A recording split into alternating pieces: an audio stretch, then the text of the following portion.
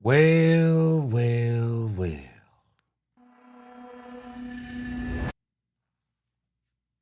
The Cowboys, 2 weeks in a row, have the opportunity to control its own destiny. 2 weeks in a row, the Cowboys get help.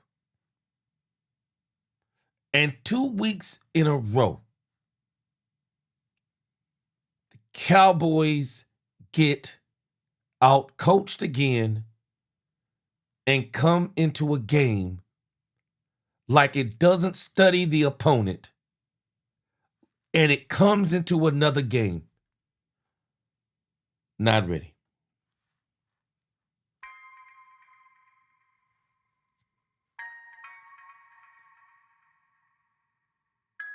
I like Brian Schottenheimer as the coach. I don't like Brian Schottenheimer as the play caller. Let's talk Cowboys. We're about to talk facts. And we are live. Welcome, Cowboy fans and Cowboy haters alike. I know I'm normally a lot more hyped with my music. But it's not, we just can't be hyped up. We got beat by J.J. McCarthy and the Minnesota Vikings. Again, welcome to the live stream. As you come into that live stream, please hit that notification bell, share, like. And if you haven't become a channel member subscriber yet, please do. What are you waiting on? We still have a lot more great content coming up this season. Now let's talk facts. Don't y'all worry. I'm going to deal with Matt Eberflus. But I'm going to say something that y'all might not agree with. I'm going to give Matt Eberflus more credit than Brian Schottenheimer. At least from Matt Eberflus.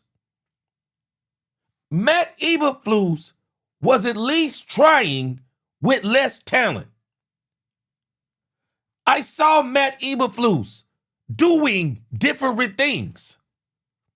I saw Matt Eberflus doing things that we had asked about. We wanted Eberflus to go man-to-man. He went man-to-man, and they got beat. Kalen Carson got his socks burned off. The safeties got their socks burned off. Couldn't generate a consistent pass rush. But Matt Eberflus, we saw him blitzing. We saw him sending safeties. We saw him doing different things. But I'm telling you, Matt Eberflus does not have the talent on the defensive side of the ball that Brian Schottenheimer has on the offensive side of the ball. He doesn't have the talent. Albert Donaldson, I'm missing. I don't even know what you're talking about with Dak Prescott. Dak Prescott was the best thing on that offense tonight. Dak Prescott was absolutely the best thing on that offense.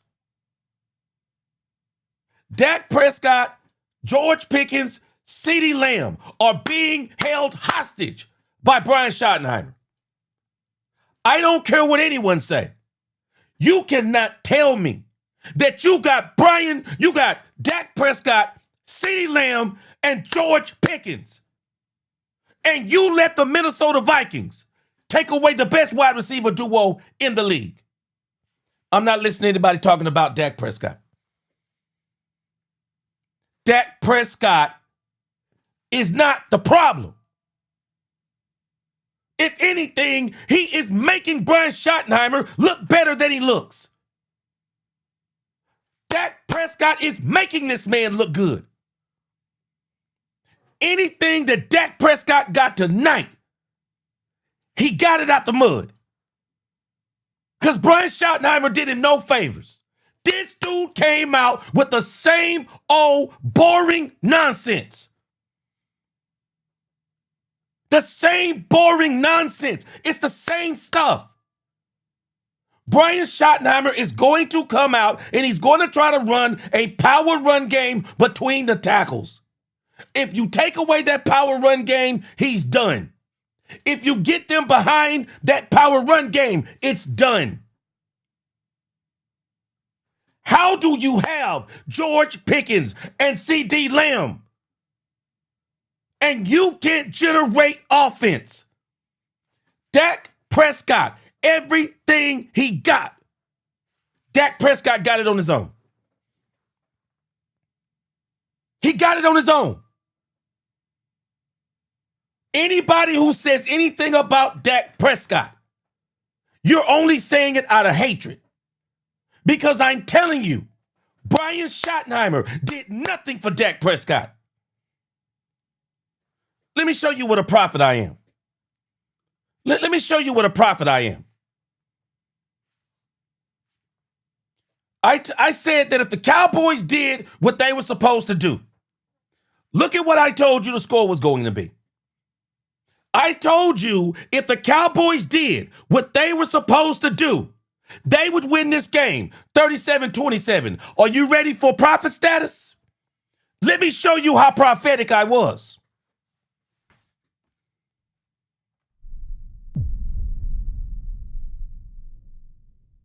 What did I tell you the Vikings were going to score?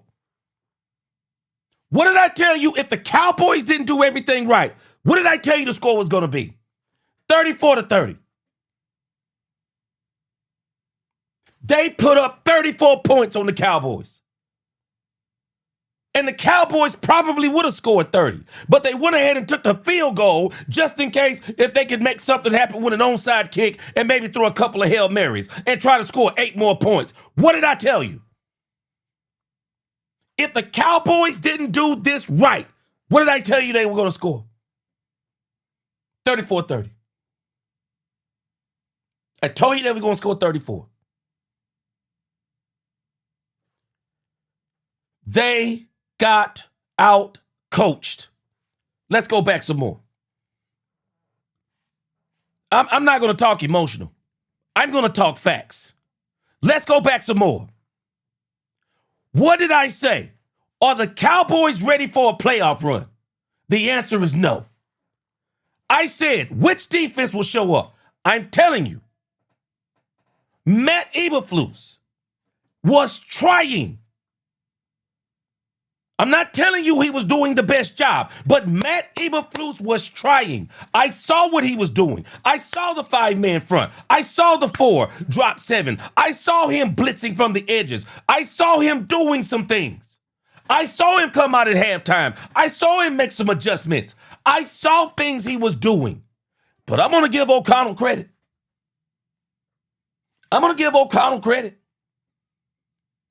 Even when the Cowboys got pressure on J.J. McCarthy, you want to know what the pathetic part was? They couldn't get him down.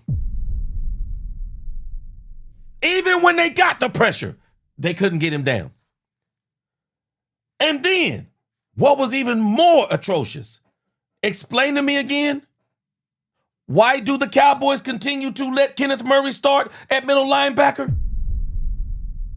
Man, I'm just telling you, either Logan Wilson is not good at all, or this dude, Kenneth Murray Jr., he's blackmailing somebody, because it doesn't make sense for him to be starting for the Cowboys. Hold on. Let's go through some more. I said, what did I tell you the next storyline was? Brian Schottenheimer needs to have a better game plan for George Pickens. Tell me what the game plan was. Tell me what the game plan was. Brian Schottenheimer had no game plan for Pickens. None. Absolutely no game plan. How in the world do you have an 1,100-yard receiver? And because of one game against the Detroit Lions, all of a sudden he's omitted. This is insanity to me. No game plan for Pickens. What else did I say? Do y'all know the Vikings were eliminated from the playoffs before the game even started? Do y'all know the Minnesota Vikings beat the Cowboys on pride alone? You're not beating me on pride alone if I got the playoffs on the line. I saw one player, and there were other players. There were other players. They were playing like something was on the line. I think a lot of the players were playing like there was something on the line. But the coaches were not coaching like something was on the line. In particular, Brian Schottenheimer. What was the next thing I said? Will the Cowboys stop J.J. McCarthy? They didn't stop J.J. McCarthy. Even when they got the pressure, they couldn't get him down. It comes to a point. It comes to a point to where the players have got to make the plays on the field. And Matt Eberflus, I'm not telling you he was great, but Matt Eberflus was trying to make changes. He don't got the players that Schotty has on that other side. Brian Schottenheimer has 3 elite players on the offensive side of the ball. He has 4 great players on the other side of the ball. Elite. Dak Prescott, CeeDee Lamb, George Pickens. Great players. Cooper Beebe, Tyler Booker, Ty Smith, Javonte Williams. He's got 4 great players and 3 elite players. Matt Eberflus, Quentin Williams, Kenny Clark, also Diggy Zua, just depending upon Demarion Overshown. Give me the rest. Give me the rest. Give me the rest of the players on the Cowboys side of the ball. We got 1 elite player, and that's Quentin Williams. Demarion Overshown is elite athletically, but he still needs time to be elite athletically and playing. Aaron Jones. Aaron Jones, they stopped him for the most part, but he was effective at certain times. Did they stop Justin Jefferson? I think they stopped Justin Jefferson for the most part. What was the next part I said? I said something else here on the keys to the game. Key matchups. Dak versus Brian Flores. I'm going to tell you something. Dak Prescott beat Brian Flores.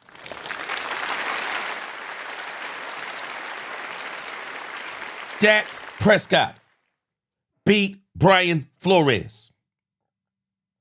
But the next part, Schotty versus Brian Flores scheme. It was Brian Schottenheimer who didn't beat Brian Flores.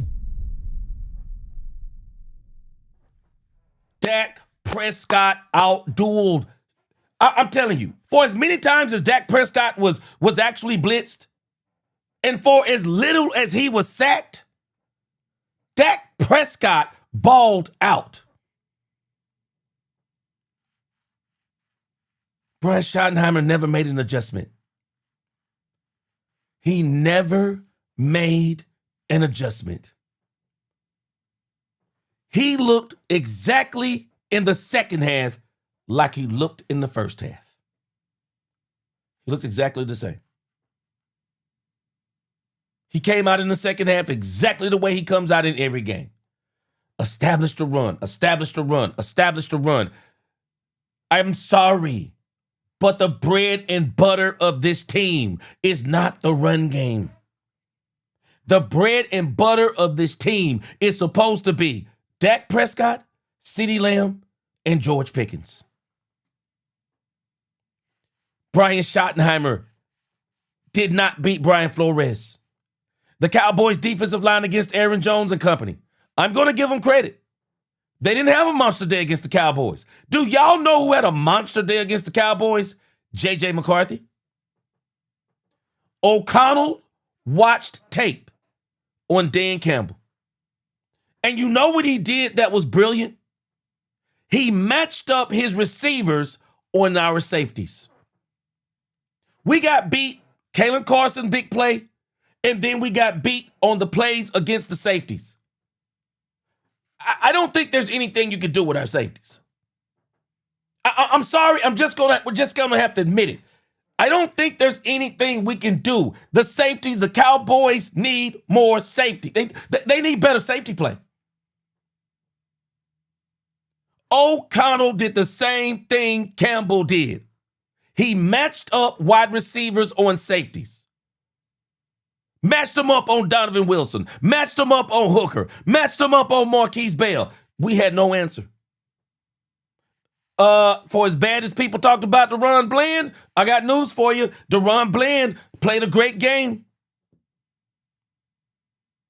DaRon Bland actually played it safe. Stayed in phase with Justin Jefferson, and he decided, I'm not going to go for the interceptions. I'm not going to do anything. DaRon Bland played well.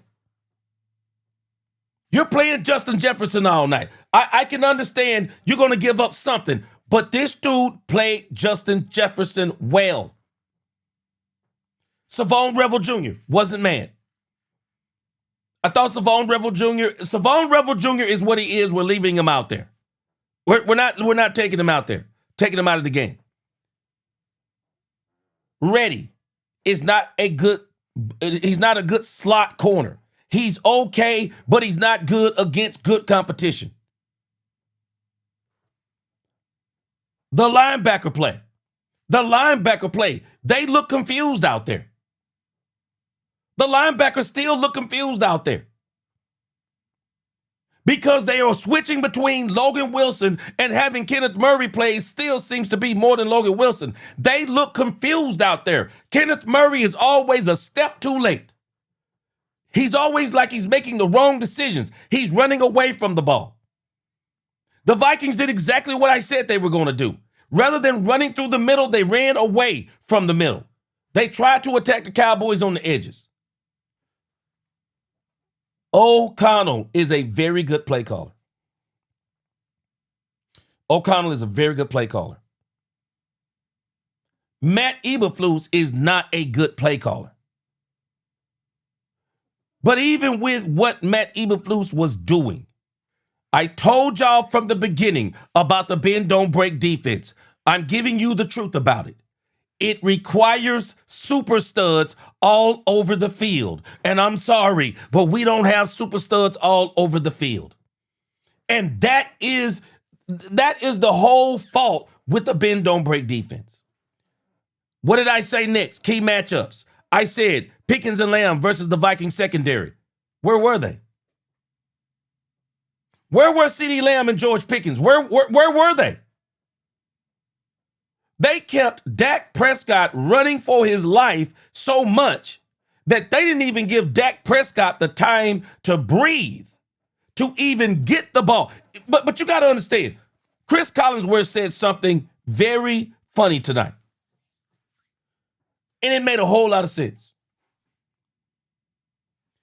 Chris Collinsworth said, the Minnesota Vikings are basically going with all-out blitzes.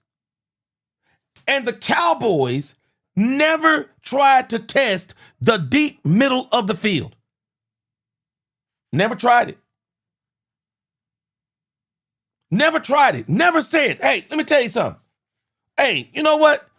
Hey, I'm just going to throw it up down there, George. Just run straight down the field. We're going to throw it up because it's one-on-one. This was the game. If you were ever going to use George Pickens one-on-one, skyrocket, just going up to get the ball, this was the game. They were literally going all-out blitzes sometimes. They were leaving nobody in the middle of the field. We never even tried to attack it. We never even tried to attack it. Instead of us saying, we're going to take some deep shots. You know what Shotty said? I got to establish the run. Stop it. You didn't need to establish the run. They basically told you, we're going to stop the heart of your offense, and it is Dak Prescott. And I give Dak Prescott credit. Dak Prescott was eating that pressure up. Dak was sidestepping it. Dak was running away from it. Dak was running. He was stepping up in the pocket. I mean, Dak was doing all kinds of things, extending plays with his legs. Dak was doing all kinds of things. But they got to him so quick sometimes. Y'all noticed? A lot of batted balls, a lot of tipped balls, a lot of hitting Dak Prescott's arm. They did a lot of those things. But the most egregious thing of all, do you know how you beat a team that's blitzing all day? Let me tell you how you beat a team that's blitzing all day. What did I tell y'all about the Cowboys? One of the problems with the Cowboys lack a use of speed. We lack a use of speed. We don't utilize speed. If you got a team that is just constantly blitzing your quarterback, you know what you do? You hit them with screens. You hit them with screens. And they started trying to do some of that. But you want to know what the next problem is? You hit them with screens. You hit them with sweeps. You start trying to attack the edges. So you get away from those blitzes. But you know what the problem is? We don't have the speed to do it. We're not, and where we do have it, we're not utilizing it. And who he should have been using on those outside screens, he should have been using CeeDee Lamb. He should have been trying to get George Pickens out there in those screens. Get CeeDee Lamb out there in those screens. Because you don't have the running backs that can, y'all ever notice they don't hardly try to get Javonte Williams in screens? Why do you think that is? Why do y'all think that is? So much lack of utilization. Now, watch this. Again, what was the next thing I said on key matchups? Thomas and Steele versus the pass rush. You want to know what I find to be crazy? I was literally watching this game, and I was noticing, even when the Cowboys ran 11 and 12 personnel, do y'all realize the tight ends were missing the blocks? What? They were literally misreading the blocks. They were not going outside with the blocks. They were staying close to the line, and they would just run right around them. This is just pure insanity. Justin Jefferson versus Bland and Revel Jr. I think, I'm sorry, Deron Bland did a great job on Justin Jefferson. Deron Bland did a great job on Justin Jefferson. Point blank in the story. He did a great job on him. Savon Revel Jr. again, I'm good with Savon Revel Jr. I do think one of the biggest problems is the safety play. What did I say next? Eberflus scheme versus O'Connell scheme. O'Connell outdueled Eberflus. I also say that O'Connell outdueled Eberflus with talent. Eberflus don't have the amount of talent. I've told y'all about those bend don't break defenses. You have got to have great players. Man, we don't have the super studs on defense. Cowboys versus themselves with penalties. They had some, but they just were not terrible. Cowboys versus the referees. I think the Cowboys got some good calls. So it wasn't a referee problem. Offensive keys. Let me read some comments in here real quick. I appreciate y'all rocking with me tonight. Let me read some comments here. Let me kind of go back up. I want to start in here. I'm sure there are some agreements and disagreements here. Let me go back.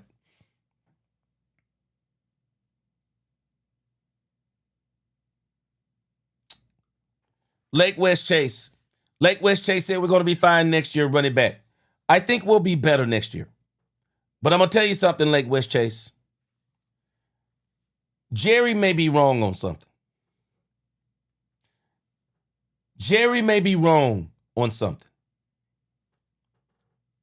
Jerry said that he would not have allowed Brian Schottenheimer to be the coach if he wasn't calling the plays. But I think Jerry needs to reevaluate that. I like Brian Schottenheimer as the coach. But Brian Schottenheimer has been very lackluster as a play caller. Brian Schottenheimer has been lackluster as a play caller. Brian Schottenheimer's got a lot of talent out. And again, I am going to say, the Cowboys, I told y'all this a few weeks ago, and I'm going to tell you again. The Cowboys are going to have to admit they got a tackle problem. I don't think Guyton, I think Guyton does a little bit better tonight, but that ain't saying much. The Cowboys got a tackle problem, and they're going to have to address it. And I think they're going to have to address it via trade and free agency. I don't think, unless there is an elite left tackle in this draft, that you know that can come out and go gangbusters and just wreck the league like Ty Booker. No, I think the Cowboys may have to consider trading for a left tackle. They need to get one that is established and is good. Because without a left tackle, man, you're not serious about winning Super Bowls. You got the defensive tackles to win a Super Bowl, but you don't have the left tackle to win a Super Bowl. I don't think Guyton is it. I don't think Guyton is it. Even though he didn't play tonight, I don't think Guyton is it. And it's a joke. And I told you, I said this before. I said, wait a minute. If the Cowboys are saying Nate Thomas can come in and be as good as Guyton or be almost as good as Guyton, come in and be almost as good as Terrence Steele, you're either telling me the whole league misdrafted this dude, Nate Thomas, or what you're really telling me is your left and right tackle are not that good. That's actually what you're telling me. And I think it's the latter. They're not that good. Nate Thomas should not be able to come in and stand in for our left and right tackle. What did I say? Oh, let me read some more comments. I'm sorry. Let me read the super chat real quick. The real estate vet.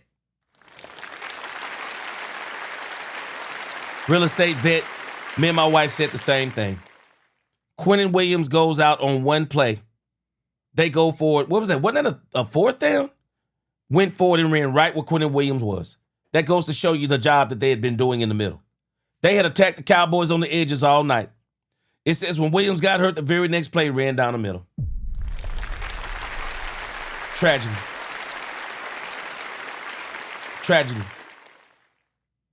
Robert Dudley said, gee, Brad Schottenheimer may not be Marty Schottenheimer. I'm going to tell you, Robert. I said this a couple of weeks ago. I said it last week, and I'm going to say it again. I love the way Brian talks. I love the speeches that Brian gives. But doggone it, some of us got to start translating on the field. It is his first year. But where I'm not giving Brian so much leeway is that Brian has been around this league for a long time. Brian has more talent than most head coaches have in their first year. Man, let me tell y'all something. Ben Johnson would win the Super Bowl with the Cowboys offense. Ben Johnson would win the Super Bowl with this currently constructed Cowboys offense. He would win the Super Bowl. And I promise y'all, Ben Johnson would be using Jaden Blue. Ben Johnson would win the Super Bowl between Javonte Williams, Malik Hooker, and Jaden Blue. Ben Johnson would win the Super Bowl. Dak Prescott and George Pickens and CeeDee Lamb. They would literally have to disqualify Ben Johnson with the Dallas Cowboys because I'm telling you, they would literally be unstoppable. Brian Schottenheimer. Oh, did I forget Kevontae Turpin? Ben Johnson would wreck this league with that much talent. Andy Reid would wreck the league with that much talent. Brian Schottenheimer. It just seems like to me Brian doesn't study the opponent well. Who didn't know Brian Flores was going to blitz when we came into this game? Who didn't know it?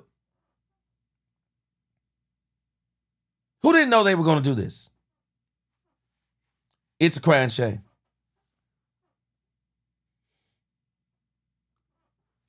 Bert, he said, listening to how you're sounding, G, he said you need superstars all over the defense. No, that's not what I'm saying. That's not what I said. If you're going to run the bend, don't break defense, you need super studs all over the field. That's why a lot of people don't run this primitive Tampa 2 defense. They don't run it, Bert. They don't run it. Because I'm telling you, you got to have the right players to do this. Bend, don't break defenses are predicated upon very smart players who read and react and are athletic enough to execute what they are reacting to. Most teams aren't running this defense. That's why, no, I didn't say all the teams. It's this defense. It requires super studs. It requires great safeties. It requires great corners that can play press coverage, that can come up and tackle, that can read and react and get turnovers. It requires a Mike linebacker and linebackers who have gap integrity, who read, they react, they tackle. It requires great players. And it also requires, in some of those positions, super studs. We don't have the horses to do what Matt Eberflus is trying to do. Dan Quinn would be ecstatic with this defense.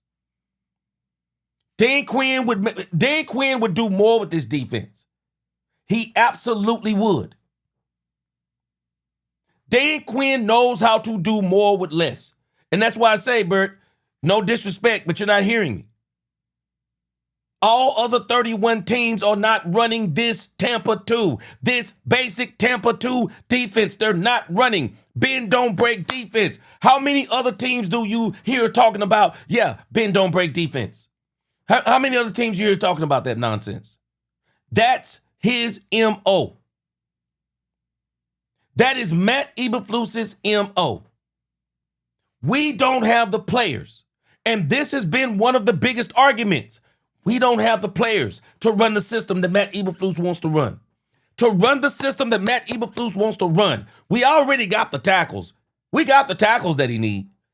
We don't have the ferocious pass rush on the edges that he needs. Matt Eberflus's defense is predicated upon edges that can get to the quarterback. A 3-tech defensive tackle that can get to the quarterback. But we got that. We have that portion of it. But we don't have the pass rush. Not only do we not have the pass rush, we don't have the Mike linebacker that Matt Eberflus needs. And I blame that on Jerry, I blame that on Brian, and I blame that on Matt Eberflus. Because between the three of them, either all three of them wanted Kenneth Murray Jr., 2 or 3 of them, somebody wanted Kenneth Murray Jr. Because if they didn't, he wouldn't be on the team. And I think Matt Eberflus wanted him. I think Matt Eberflus wanted him. I do. Keithlin Burry, he said, so happy right now. Yeah. I'm telling us. Chanel said, then Shotty called a challenge to a play where clearly the receiver was down before they claimed the fumble. Yes, Shotty was desperate. Shotty wasted a timeout that his quarterback could have used. They gave Dak the ball back. Chanel, case in point. Panicking. Panic. Wayne said, no coaches. Elbert Donaldson said they were ready for those screens. Elbert, no. It wasn't so much they were ready for those screens. We were not using the people that could run the screens. I'm sorry, but that isn't Javonte Williams' MO. That isn't even Malik Hooker's MO in the grand scheme of things. Tonight showed me something about Malik Hooker. Malik Hooker is not the 1-2 punch back that you want. Malik Hooker is not the 1-2 punch back that you want. He's not it. And Elbert said they were ready for those screens. No, I don't think they were ready. If you notice how we run screens, tell me, do they look fluid, Elbert? Tell me. Tell me, do they look fluid? They don't look fluid when we do them. Because we don't have the personnel. We're not using the right kind of personnel to run those. Those things, man, you need somebody with some speed. We do not utilize speed at all. KH, let me tell you something. I think this was a vital mistake by Dak Prescott. I think this was a vital mistake by Dak Prescott. This team is doing some things. I'm just telling you something. This team is doing some things that I don't agree with. For as much as I don't believe that Trayvon Diggs is not the old Trayvon Diggs, but for Brian Schottenheimer and for Matt Eberflus to be out in the court of public opinion, airing out Trayvon Diggs, I got to be honest with you. I think it's low. And I don't think they should be doing it. I don't think they should be doing it. I don't think they should be doing it. Because if you're going to do that, then you need to be consistent. They said early in the season, the reason why they didn't play Jaden Blue is that you can't put the ball on the ground. Only for us to watch Jake Ferguson to put the ball on the ground over and over and over and over. But we're not airing Ferguson out like that. Ferguson has been lackluster. They're not airing out him. Kevontae Turpin with some of his dumb mistakes. They're not airing him out. No, he's better than that. Yeah, we talked to Turp. He's still getting snaps on the offense. He's still out there on special teams. They're airing out Jaden Blue.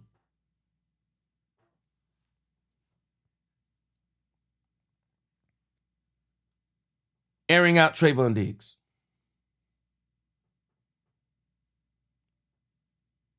As much as I love Dak Prescott, KH, this was a mistake. When I heard Chris Collinsworth say this, I got to go find this. Maybe I missed this. Maybe Dak said it and I didn't hear it. He said, Chris Collinsworth said exactly what you're saying. He said, Dak said that he's looked, and what he said was, he said, Collinsworth,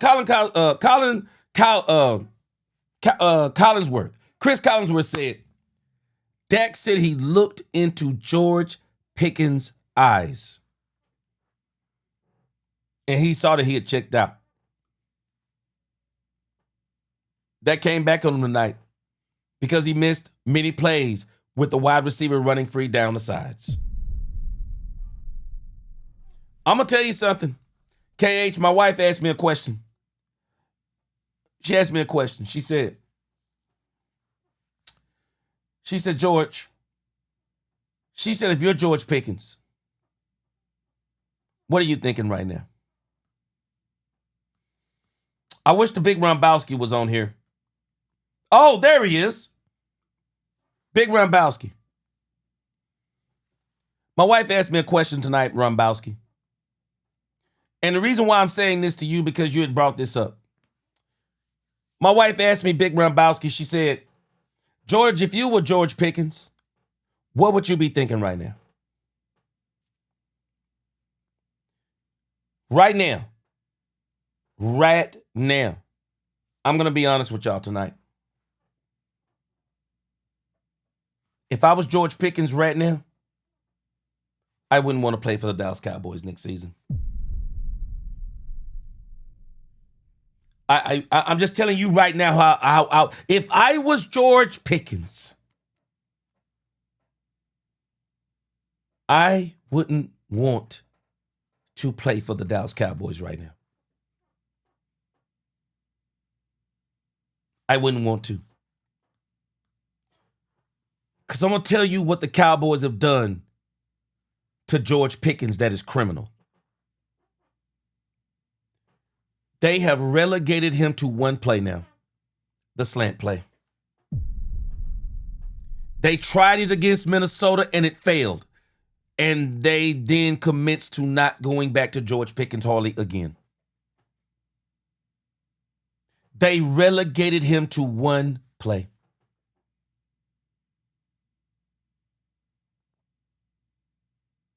I'm just telling you right now. I'm just telling you if I was George Pickens, how I would feel right now. I wouldn't want to play for the Cowboys. Y'all tell me what y'all think. I'm just being honest with you. My thought process, right now, I wouldn't want to play for the Cowboys. Because it's like I'm in a battle in Dallas. I'm in a battle that if I play well, I'm in a battle that somebody's going to try to prove every so often that both of y'all are number ones, but CeeDee Lamb is the true number one. That this team isn't actually content with saying, let's run it through George. This doesn't diminish CeeDee Lamb. But if we run it through George, we can get CeeDee Lamb open for even bigger plays. If we'll run it through George, we can open up this offense in ways that we haven't been able to do it. If we'll run it through George, because I'm telling you, teams are thinking like this. Let me tell you what teams are saying. We are more willing to allow CeeDee Lamb to get us with chunk yardage because CeeDee Lamb doesn't really become the end zone threat until you get to about the 25-yard line. But in between that, he's going to eat up middle of the field. He's going to get some great yards after the catch. He's going to do some of those things. But where George Pickens gets you is George Pickens is a deep threat, and he's a threat to take it all the way. So teams are saying, we would rather take away that deep threat. We would rather take away that big playability by George Pickens because if he turns up the field, he may go all the way on you, gliding and galloping. And if he gets that going, not only do we not stop CD, but we also don't stop him. And if we don't stop them, then we can't stop Ferguson. And if we don't stop them, then we can't stop Flournoy. And if we can't stop them, then we can't stop Javonte Williams. But the problem is, teams are saying, we would rather take everything else you have because we can still manage to get that in third and longs from time to time. We can still manage to get that in third and long. As long as we can control George Pickens, we can beat this team. Now we've seen it 2 weeks in a row. Problem is, I said it, and I said it. Let me go back. I said, move Pickens and Lamb. I didn't see a lot of motion by the Cowboys tonight. I didn't see a lot of moving. I didn't see a lot of motion. What else did I say? The Cowboys need an outside run game. What did they do? Continue to run between the tackles. This is the weakness, and I've been saying it for weeks. They don't have an outside run game. So when teams stop that between the tackle stuff, it's over. Because those runs that he gets, they are typically not going to the crib. You need a running back that when he breaks, that he is going to bust his head on the goalpost like Ezekiel Elliott used to do when he was here. Javonte Williams is a power back, but that is not what he does. He's not a home run hitter. Flournoy at the third wide receiver spot. They did a better job of that tonight. But the problem is, Flournoy can't carry you an entire game. You need George and you need CeeDee Lamb. What did I say? Beat the blitz. Score 30-plus points. They didn't beat the blitz, and they didn't score 30-plus points. They didn't do it. They didn't start the game different. I'm not even sure. We're going to look at the box score in a moment, but I'm not even sure they ran Javonte 20 times. Malik Davis, I'm not sure he got 10 to 15 touches. I said outside run game and screens.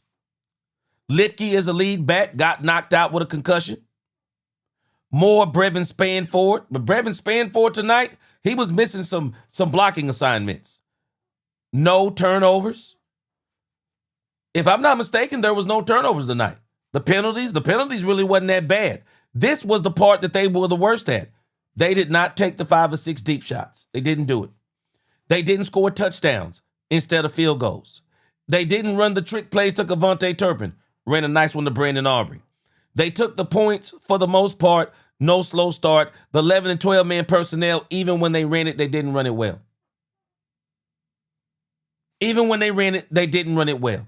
I don't know what's going on with that, but they did not run it well. Defense. Matt Eberflus. I'm sorry. Cowboys going to have to make a decision on Matt Eberflus. And I told you I'm going to get back. I'm going to circle the block on Matt Eberflus. The real estate vet, he said, call me crazy. I've been waiting for next season since we picked up Quentin Williams. It's curtain. It is. It's over. The real estate vet said, get Ayuk 49ers if they show, get Ayuk 49ers if that's how you spell his name. Real estate vet, I'd rather have George Pickens over Ayuk. I say the ability is way better. The upside is way better. Now, I wouldn't want to deal with Brandon Ayuk. I mean, why get rid? I mean, whatever it is with him, I would still rather have George Pickens than him. So the keys on defense, what did I say? Get 6 defensive stops. Y'all do know we didn't get 6 defensive stops, right? We did not get 6 defensive stops. I'm thinking I can only remember maybe 3 defensive stops. The Cowboys did not get those defensive stops that they needed. The Cowboys needed some stops tonight, and Matt got them a couple. But some of Matt's issues are, some of it is his scheme, and if you want to say a lot of it is his scheme, but I also say a lot of it is the players that he have. I just don't think the players the Cowboys have on defense are good enough. I just got to be honest. The Cowboys players, if we think the Cowboy players on defense are good, I just really think we're fooling ourselves. They're not that good. Our defensive players are not that good. But I'm also going to say, I think there are other defensive coordinators, and this is where I think the Cowboys need to make a decision on Matt Eberflus. I think there are other defensive coordinators that could do better with less. I think they could use Demarion Overshown way better than Matt Eberflus does. I would have loved to have seen Mike Zimmer with this defense. Al Harris with this defense. I would have loved to seen them with this defense. Heck, I would have actually liked for them to have Al Harris as the defensive coordinator. I wish the Cowboys would have kept him as a defensive coordinator. As much as I'm not going to just blame it all on Matt Eberflus, I still got the same problem with Matt Eberflus. As much as I saw him trying to make adjustments, I still say he still doesn't do more with less. He still doesn't do more with less. He just doesn't do it. They got 1 turnover. They forced 1. They pressured McCarthy up the middle somewhat. Problem is, McCarthy was able to get away from some of the Cowboys' pass rushes, and that was a shame. I thought they did a real good job of stopping the run. I still say this is the biggest thing that Matt Eberflus is missing on. Demarion Overshown is the quickest player on the Cowboys team. There is nobody quicker, and I would dare say there's probably nobody faster.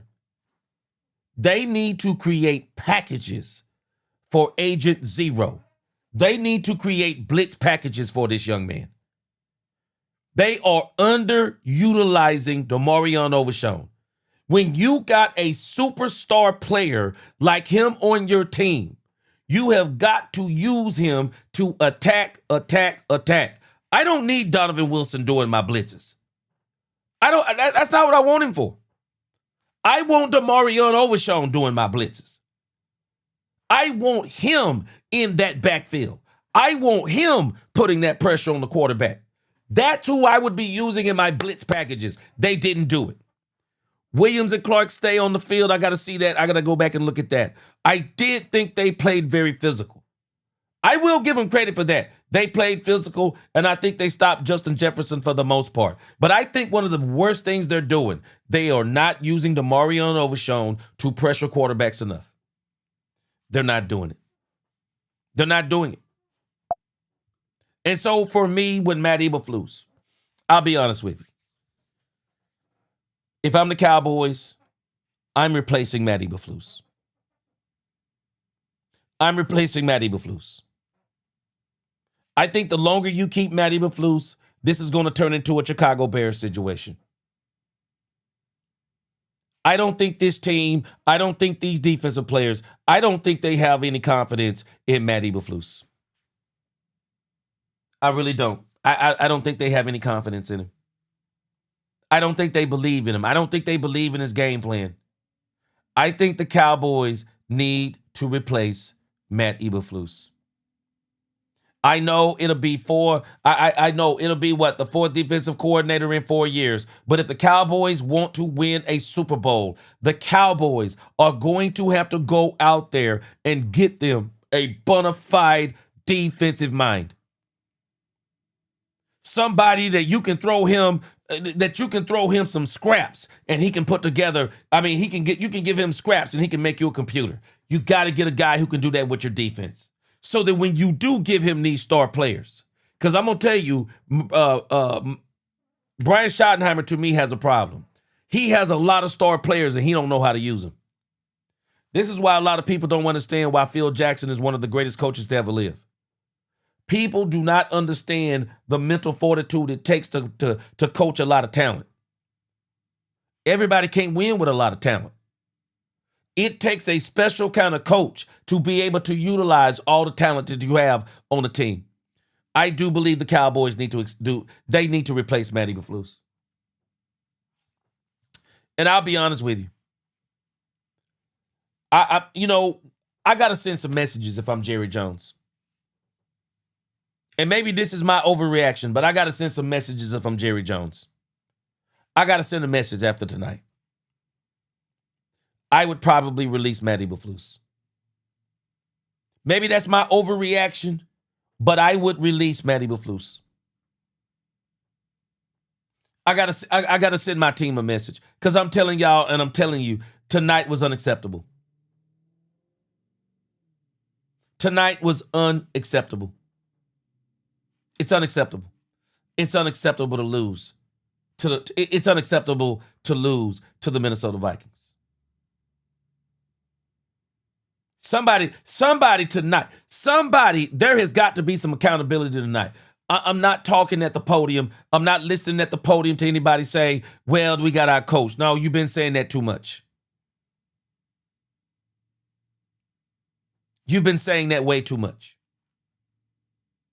And I can't roll with it. And I'm not promoting white cotton. If it was, temporary, yes. But for my coach next year, no, I don't want white cotton to be my defense coordinator. This is one of the Cowboys' problem. They have got to stop doing these things with some of these coaches. Matt Eberflus, they got to stop recycling coaches. Don't fire one coach and then promote another coach on the staff. No. Bring in a coach and let him hire his own staff. Get rid of all of the staff of Matt Eberflus. Not just Matt, but all of them. And you let this coach come in and pick his own staff. Again, I talked about this tonight. Revel better in the zone. I thought he did okay. Run more man coverage. They did run man coverage. They got beat on some of it. Be ready for trick plays. I think they were ready for the most part. Minimize the big plays. Still too many big plays. Pressure J.J. McCarthy constantly.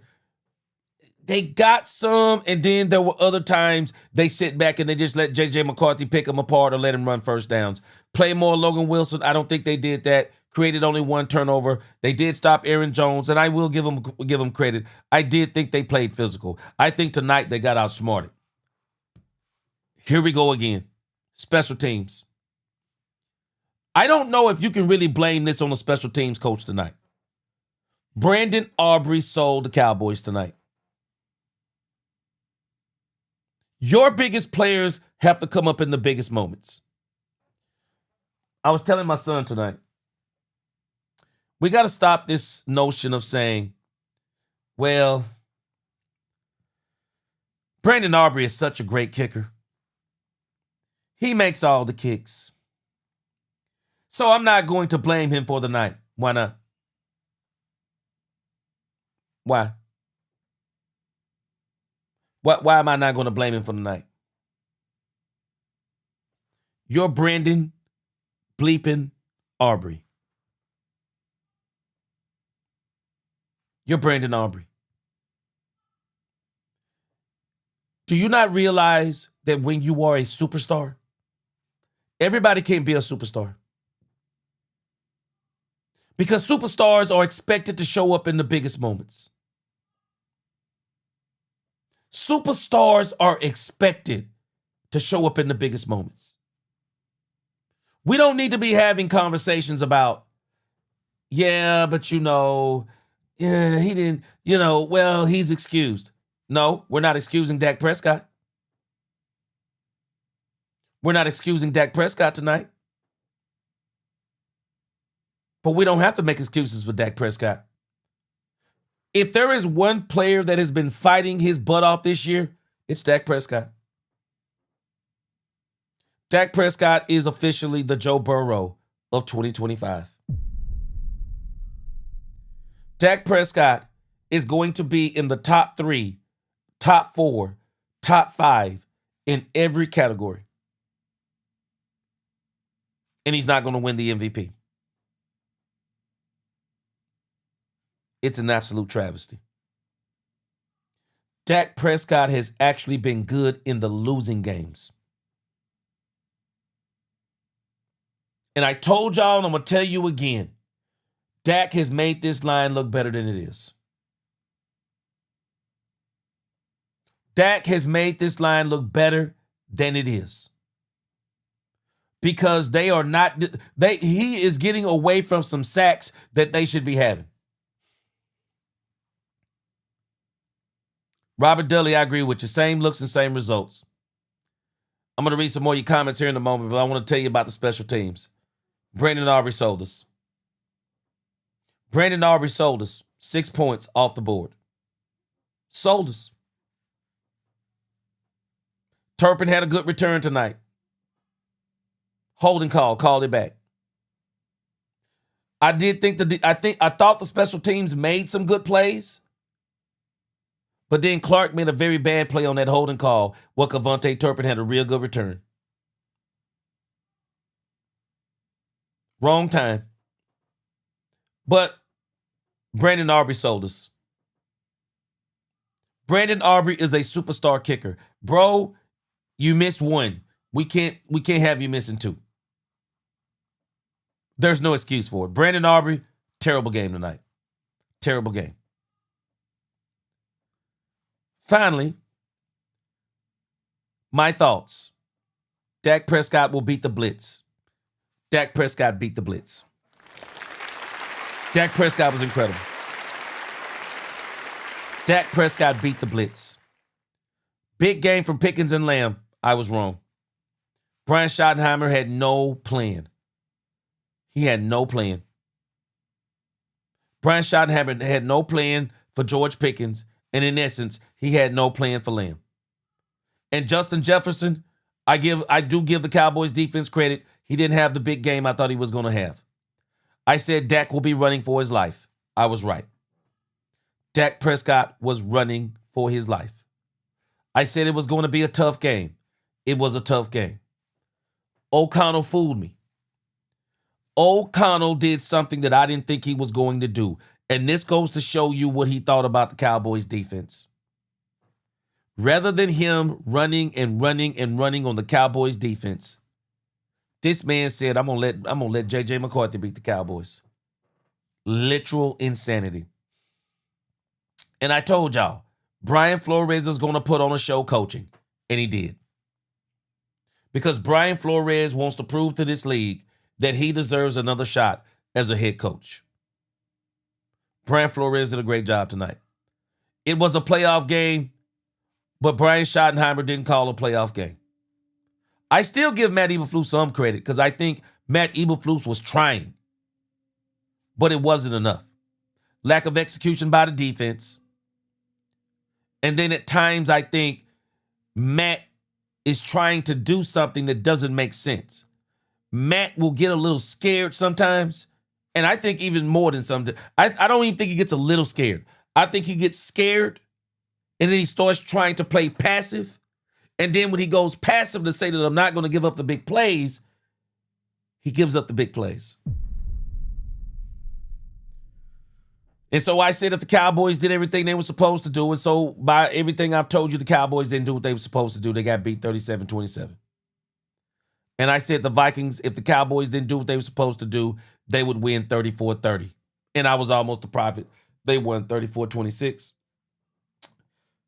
And I'm going to read some more of your comments. And then I'm going to give you some takeaways I wrote down from the game. And then we're going to go over here tonight. We might as well go into Cowboys After Dark. We're going to go over here, and I'm sure some of the interviews are starting to come up now. But I'm just telling y'all where I am right now. And maybe this is just overreaction Sunday night. But I'm just telling you where I am right now. There is no excuse for me. If I'm Jerry Jones, there is no excuse for me tonight. There is no excuse that I'm listening to from this coaching staff tonight. I'm not, guys. I'm not listening to any excuses from this coaching staff tonight. And as a matter of fact, I mean, it would be some phone calls for me. No. We're not. We're not making excuses. This was terrible. We are too talented of a team to be losing. Chanel says Shotties versus Kyle Shanahan, Sean McVay, Ben Johnson, even O'Connell. He loses this battle every time. Yep. Brian Schottenheimer is an average play caller. And at the end of the day, we're going to see what he does next year. I hope he goes and looks at some things, and maybe he comes back next year being way more creative. Lake West Chase said this year was absolutely a necessary step to our window that starts next year. Well, you know what I was hoping, Lake West Chase? What I was hoping, Lake, is that when you look at when the Cowboys won the Super Bowl in 1992, they actually made the step in 1991. They actually made the step in 1991. They went on a run, an improbable run. They made the playoffs. They won one playoff game. And that catapulted them. That catapulted them into that next season. And then they went and got more players. And that's what that set them on fire. They were so ready for the next season. Because the one thing I don't want this team to do, because I've heard some people say some things I don't agree with. I've heard people say, well, if the Cowboys lose tonight, let's go ahead and let Joe Milton play so Dak Prescott doesn't get some kind of injury, and then we don't have him for next season. That is like one of the craziest statements to me. Because if they were still in the playoff run, Dak Prescott could have got hurt, and it would still be the same difference. No. This team needs to be very careful right now. Because, guys, this team is in danger of losing the next 4 games or the next 3 games. And I don't think that's what this team needs to do. That doesn't build your morale. The Cowboys need to finish on a high note. They need to win the next 3 games. These guys, some of these guys they're playing, they're going to be here next year. They need to play these guys. They need to win the next few games. Ron Bowski says span forward is the only tight end that knows or wants to block. Ferguson and Schoon are horrible for that. Ferg just wants to catch and be He wants to be T-Boo. T-Boo, Prime, Kelsey. Yeah. I would like to see Spanford get a little bit more action. Big Rumbowski, I'm gonna go down some more and see if you answered see what you thought about what I said about if I was George Pickens right now. But I'm gonna tell you, I really think the Cowboys on Ferguson, and maybe this is just overreaction Sunday night. I think the Cowboys made a mistake on Ferguson. I don't think the Cowboys should have extended Ferguson. The Cowboys need a dynamic tight end. They need a Doug Cosby, Jay Novacek, Jason Witten in his prime, or better yet, how about a Kyle Pitts Jr. type of tight end? Somebody that's dynamic, make big plays in the tight end game, which is what Schoonmaker was supposed to do. But they made a mistake. They committed to Ferg they committed to Ferg way too quick. Larry said, let's give Malik some credit. I don't think he's an amazing back. I'm just going to be honest with you, Larry, and I'm not going to knock what you're saying about it. If you say he's an amazing back, hey, more power to you. I don't think he's an amazing back. I think he's an average NFL running back. And the reason why I believe this, I do not buy that the NFL is so dumb. Because this is the standard that I use. I am not believing, for example, with Nate Thomas. I am not believing that the entire NFL passed up Nate Thomas 32 times. No, I'm sorry. They passed him up. 32 teams passed him up 6 rounds. And he's that good. I don't buy stuff like that. Ever so often you find that Dak Prescott in the 4th round. Ever so often you find that Tom Brady in the 6th round. Ever so often you find those type of players like Antonio Brown in those late rounds. But let's be honest. That isn't the standard. That isn't the standard. And I'm not buying the fact that Malik Hooker was released by the Cowboys, was out there on the streets, and other teams didn't get him. I'm not buying it. I'm not buying it. For example, Malik Hooker. So you think he's better than Breece Hall? I don't think he's better than Breece Hall. I think the Cowboys need to really start trying to figure out, if I were the Cowboys, there's a couple of things that I would do going forward. Dak Prescott is still going to be my quarterback, but I'm activating Jaden Blue. If I'm Jerry Jones, I'm on the phone tonight. Jaden Blue is playing the next game. And I want you to play him. And I want you not to put him out there to fail. I want you to put him out there to succeed. I'm making a phone call tonight. I want to know where Phil Maffa is. Is he healthy enough to play? I want to see him before the season is over. I want to see him. I want to know what I need to be doing going into free agency and next year's draft. I want to know, because we need some speed on this team. We absolutely need some speed on this team.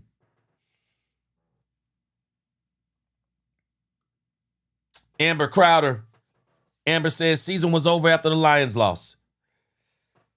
Not all the way, but I think it's all the way over now.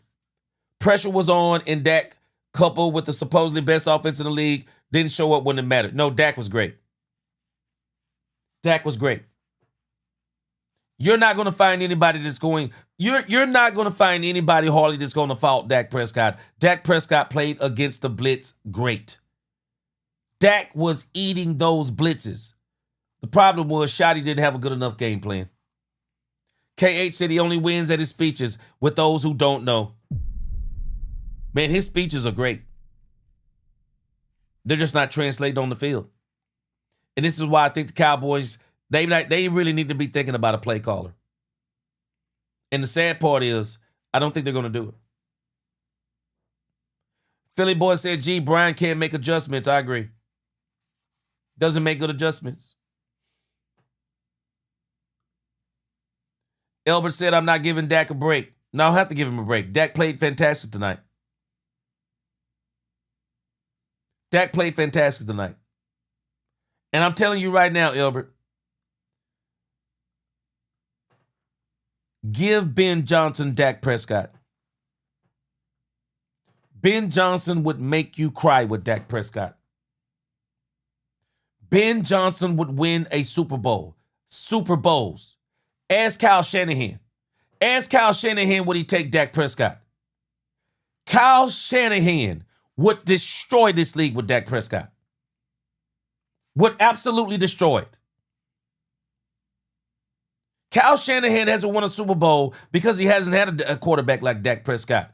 He wish he had a quarterback like Dak Prescott. Ben Johnson wish the Dallas Cowboys would cut Dak Prescott today, and the Chicago Bears got him. I guarantee you they'd win. I guarantee you they'd win Super Bowls. Not Super Bowl. They would win Super Bowls. Elbert, I'm not buying it. I'm not buying it. Dak had nothing to do with this loss. Dak was the best thing out there. Chanel says Shotty's play calling has no ingenuity. It doesn't. Or variance to it. It doesn't. It's still unpredictable. It is. As much as people complain about McCarthy's play calling scheme, we are in the same boat. I think Brian is a better motivator of men per se, or he's definitely a better communicator and all those things. But when it comes to play calling, man, I'm actually surprised. I'm just telling y'all, I thought Brian was going to be way better at play calling. I actually thought this was going to be a strength. I really did. I thought play calling was going to be a strength. And it hasn't been. It hasn't been his strength. Leo Martinez, disappointed in this entire coaching staff. I agree. I agree. Chicago Vic, he said, I wanted Ben Johnson, but he never got an interview thanks to Jerry Jones. And you know why, Chicago Vic? Because Ben Johnson basically said, I want control. And when things go awry, I want the GM, I want the ownership to own up to it and not just try to blame me only. Yeah. Lake West Chase said, identical pre-snap looks, different blitz each play. Yeah. Amber Crowder, I you know what? I respect what you're saying, but I got to question whether or not you've been watching football. I have to question whether or not you've been watching football, and I have to question whether or not that you're over the age of 25. Dak Prescott has not had a supporting cast like Troy Aikman had. Troy Aikman literally may have had the best supporting cast we've seen in history. He had the best offensive line pretty much ever constructed. He had the best running back in NFL history. Michael Irvin, Alvin Harper. When you have all those pieces, and don't sleep on the fact that when the Dallas Cowboys went to the Super Bowl in 1992 and 93, they had the number one overall defense in the NFL. The unsung heroes of the 90s Super Bowl teams is that their defense was bar none. I question whether or not you've been watching football. I don't know how long you've been alive, but I'm telling you, you haven't been watching football. Because as a matter of fact, the Cowboys, Dak Prescott still has not been on a team as good as what Jalen Hurts was surrounded with last year. I don't know what you've been watching. You must not been watching a lot of football. I don't know how old you are, but you have not been watching football a lot. Jalen Hurts was on a super team last year. Jalen Hurts was on a super team last year. The defense itself was incredible. Dak Prescott ain't never had a defense across from him like that. Never, ever has he had it. The offensive line. Man, Philly's offensive line was insane last year. I don't know what you've been watching. I don't know what you've been watching. No, he wasn't willing to interview. No, he was not willing to interview. No. He was not willing to interview with the Cowboys. Chanel said flat and disrupt number one receivers, athletic linebackers, reading routes, and a strong defensive line to pressure the quarterback as it excels against short routes but can be vulnerable over the middle or deep. Man, I'm telling you, that defense that he's running is terrible. Yeah, James, exactly. For that Tampa 2 defense, you need a very good pass rush. We don't have it. We got the tackles. The edges are not there yet. The edges are not there. We don't have it. Yeah, Rich Lloyd, Eberflus runs Tampa Poo. Yeah. Don't have it. Philly boy, you know what though? I will say this. I did think the defense was physical tonight. They got outsmarted. Boy, Dro TX babe. Boy, you know this is funny. Come on, Dro. Come on, man. Stop it. Wilson Santiago said he won $1,500 betting on the Vikings to win. Wow. Wow, wow, wow. Yeah, again, I'm not blaming this on Dak Prescott. No, Dak played well. Yeah, Dak played well. Problem with Dak Prescott, he keeps getting sold by Brian Schottenheimer. He's not calling good games. He's not calling good games. And I'm telling you right now, I don't know what else to say about this thing with George Pickens, but I'm afraid if they're not careful, George Pickens may check out on the Cowboys. If they're not careful, George Pickens is going to check out on the Cowboys. He's going to check out on them. And I hope he doesn't for his sake. But, man, George Pickens, boy, he's in danger of checking out on these boys, man. They're in danger of him checking out on them. Yeah. Gravedigger said defense wins championships.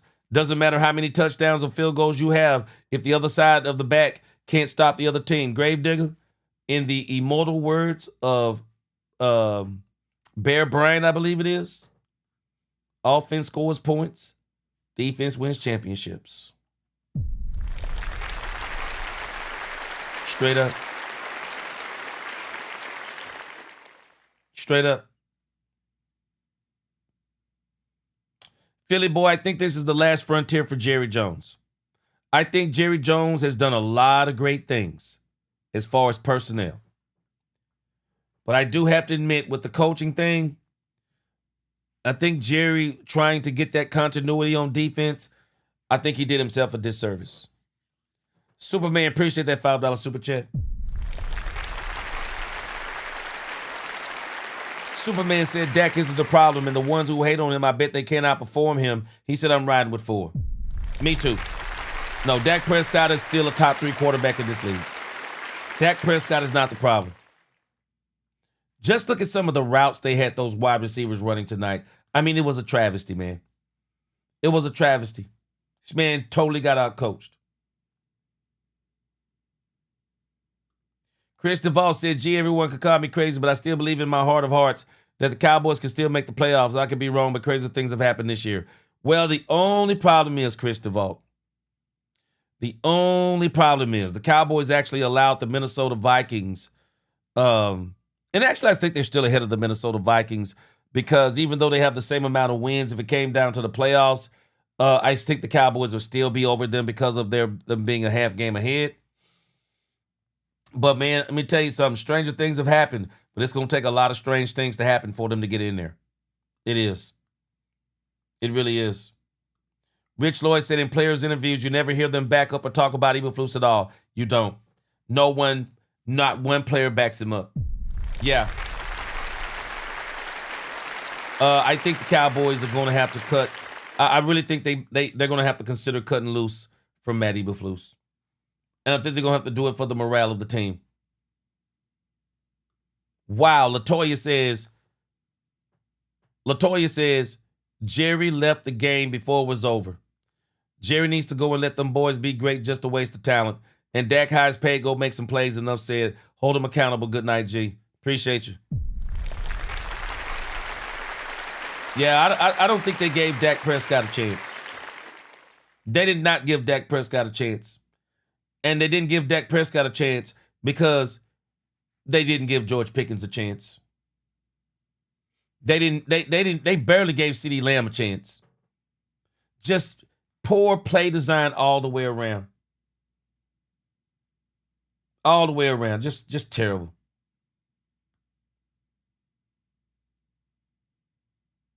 Chanel said, G, overshown in his present state is not ready for this season. Too many people put too much faith in him as a defensive savior.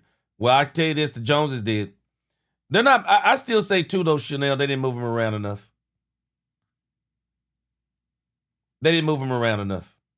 Just didn't. All right, let's see if we got some interviews here. Hold on a second. BK Cowboy fan, what's going on? He said, Mr. G, we have to be a playoff caliber team first before Super Bowl appearance. Does anybody really believe that we saw a playoff team last 2 weeks? No. No. No, we have not seen a playoff team in the last 2 weeks. And this is why I say it's important for them, BK Cowboy fan. The Cowboys need to find a way to finish strong. Because the Cowboys don't need to take 4 losses in a row. They do not need to take 4 losses in a row. They don't. Boy, little details, boy, you crazy.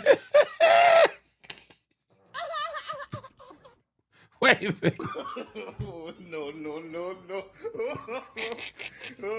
Boy, little D-Texas. Boy, you sound like one of my sons, boy. He always try to be funny, little D-Texas. One of my sons, he always tell me, he like, Dad, why did you cover the Cowboys, man? One of my sons, boy, he be having my wife mad. Why do you cover the Cowboys, Dad? Why do you cover the Cowboys? Because I love the Cowboys. But he always asks me, why do I cover the Cowboys? He be like, man, you could do some other teams. He said you could do some other teams, but I love the Cowboys. All right, let's see what do we have over here. Let's see if we got some Cowboys. Let's see if we got some interviews that have popped up yet. Okay. Looks like we got Brian Schottenheimer at the podium. And I'm just telling you, for me, it's just not good enough for me tonight. Anything they say at the podium tonight, it ain't good enough for me. I'm just telling you, it is not good enough for me. And if I'm Jerry Jones, it's not good enough for me. It's not. It's not good enough. Rich Lloyd said, no disrespect to Dak, but now I want to see more Milton for the rest of the season. Probably won't happen. No, because I don't think you need to do that. And the reason why I don't think you need to do that, Rich Lloyd, is that this team needs to finish strong.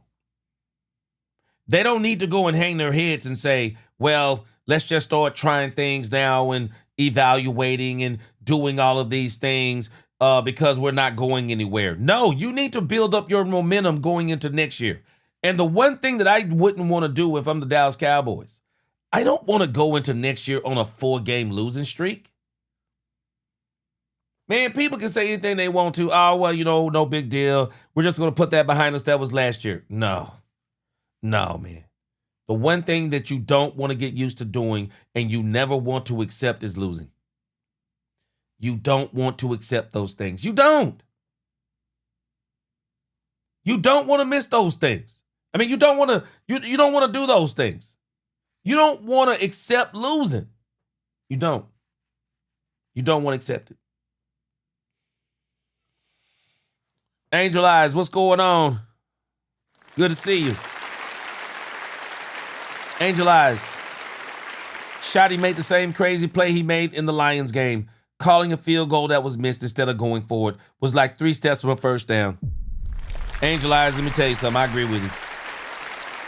As much as I wanted him to take the points on some of those, I was kind of like, man, this game is about to get out of hand. This game is about to get out of hand, man. You got to do something. You have to do something. And again, Chanel, Matt Eberflus is not a good DC. I agree with you on that. But let me tell you this. I don't think he's not a good DC because he doesn't know football, if that makes sense. I don't think he's a good DC because he still wants to run his system when he doesn't have the players that can run the system. And that's why I don't think he's a good DC. And that's why I don't think he should be the defensive coordinator of this team. Because then when he comes out and his defenses are not successful, even though I'm going to give him some leeway because I don't believe he has the horses that he needs to run the way that he needs to run, but he won't acknowledge that he doesn't have the horses that he doesn't need to run, or the way he acknowledges it is he just goes and reverts to simple zone defenses. Or he'll say, yeah, I'm going to run the zone because I don't want to get beat, and then he turns around and get beat. Doesn't excuse some of the play that the players are not doing, but I agree. I don't think he's a good defense coordinator. Angel Eye said Matt is simply outcoached. Yes, facts.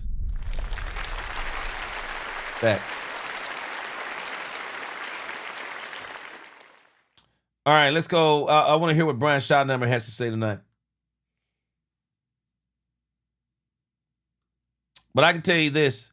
If I'm Jerry Jones, there's nothing he can say at that podium for me tonight. Rookie coach or not. No, bro. I can't accept this bull. I can't accept it tonight. I can't. Calvin Watkins, Dallas Morning News. Brian, what was the issues with trying to finish drives tonight for you guys? Oh, third down. Calvin, you go 2 and 12 on third down. I thought they did a good job with their blitz packages. They had us confused a little bit. That starts with me. Got to do a better job with that. Give Coach Flores and his staff some credit. But it comes down to third down. Now, we were pretty good on third down, or fourth down. But, you can't go 2 for 12. Situationally, we didn't play very good tonight offensively. We weren't very good on third down, and we weren't very good in the red zone. And that's why you see us struggle in the second half. And that's kind of where it starts. Defensive pressure, I think Kenny Crockett was saying it's tough to bring him down, even though he'd been sacked 9 times coming to this game. Why do you think he has some issues trying to get McCall? Yeah, he's athletic. I want to look at the film first, Calvin, but he's athletic, and I thought he stepped up a couple times and made some nice plays, but, strong lower body guy, that's real, and I think he's a hell of a competitor. He made the plays. I think that's a big thing for us tonight is we didn't make the critical plays when we needed to. And when you look back on this game, I feel like we kind of let one slip away because there were some good moments, and unfortunately we did it at an inopportune time. Clarence said DLLS Cowboys. What were they doing to take Pickens away? Yeah, again, a lot of cover two, a lot of different technique things. They change their coverage up a lot. But again, there was a plan to try to limit our explosives, and I think he had 6 targets and only three catches, and that's not enough. And that starts with me and the offensive staff. We got to find ways to get him the ball better. You were very. Did I not say this? Did I not say this? Did I not show you this in my pre-game show? I even posted this on X. It is not George Pickens' fault that he's not involved in the game. It's Brian Schottenheimer's job to get him involved in the game. It's Brian Schottenheimer's job to say, okay, this is the coverage they're running on George Pickens. Put him in motion. Let's move him and see what the defense does when we move him. Let's run trips on one side. So we're gonna try. Hey, let's run trips. Let's run vertical. Let's run drag. Let's run one on the post. Let's run some pick plays. What are you doing to get George Pickens open? What are you doing? Simple motion. Find out. Okay, let's see if the Vikings are going to travel with George. If they'll travel with George Pickens. Because we'll move him. If it means that he's going to line up in front of this guy, well, we'll move him to the inside receiver rather than letting him be the outside receiver. Where was this type of thinking? We've relegated George Pickens to one play, the slant. The slant and the comeback. That's all we relegated him to now. We're doing the same dumb stuff that Pittsburgh did. We got to get him back to running more different types of routes. We got to get back to, man, I'm telling you, if I was the offensive coordinator for the Cowboys, I would have to have a 4 wide receiver 4 or 5 receiver rotation because they're going to be running their butts off because they're going to be in motion a lot. I'm running motion about 60 to 70% of the time between Dak Prescott and George Pickens. There'll never be a play. If I was the offensive coordinator for the Cowboys, there would never be a play that I simply come out and line up George Pickens and CeeDee Lamb left and right and just say, now go do you. One of them is in motion every single play. Every single play, one of them is in motion. I'll bring one of them in motion and then put my tight end in motion. I'll shift and move my tight ends. I'm going to keep defenses guessing on what I'm going to do with those 2 players. Brian Schottenheimer, my problem is you admit a lot of this stuff, but you're not changing it. You're not changing it. We hear some of this stuff, it doesn't change. I'm actually laughing at the Dak Prescott conversation. Dak Prescott tonight was 23 of 38, 294 yards. Dak Prescott was under severe pressure. Brian Schottenheimer would not test the deep middle parts of the field, which is exactly what you're supposed to do when teams are sending safety and linebacker blitzes. The middle of the field was wide open for the Cowboys, and Brian Schottenheimer didn't attack it. Didn't attack it appropriately. It was there. And then the Cowboys couldn't stop him on the edges. They couldn't stop the outside blitz long enough to give Dak Prescott time to count 1 potato, 2 potato, 3 potato to just make throws down the field. That's on Brian. And that's why he's saying it. It's not on Dak Prescott. It's on Brian. It's on Brian. And Dak has made this offensive line look better than it is. And when you know that you have those blitzes, you have got to say, hey, let's get some quick developing plays. Not only quick developing plays, but sometimes you're going to have to just send somebody up the middle of the field deep. And, hey, you got to have a second and a half to read it. Just throw it and let it go. George Pickens is the perfect blitz wide receiver. If you are getting blitzed as a quarterback and he is your he's your wide receiver, throw it up. Aggressive in the first half, certainly the fake field goal, and I think 2 or 3 other 4th-down conversions. Third quarter, I think you're up 23-17, and you try to 59-yard field goal rather than try to pin them deep. Do you second guess that? Or No. I actually said it in there, Clarence. Again, we're spoiled with Brandon Aubrey. You know what I'm saying? What a great player.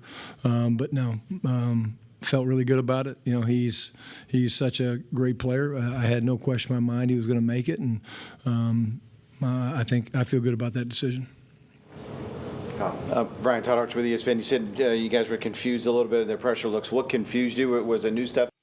I do think the Cowboys rely too much on Brandon Aubrey.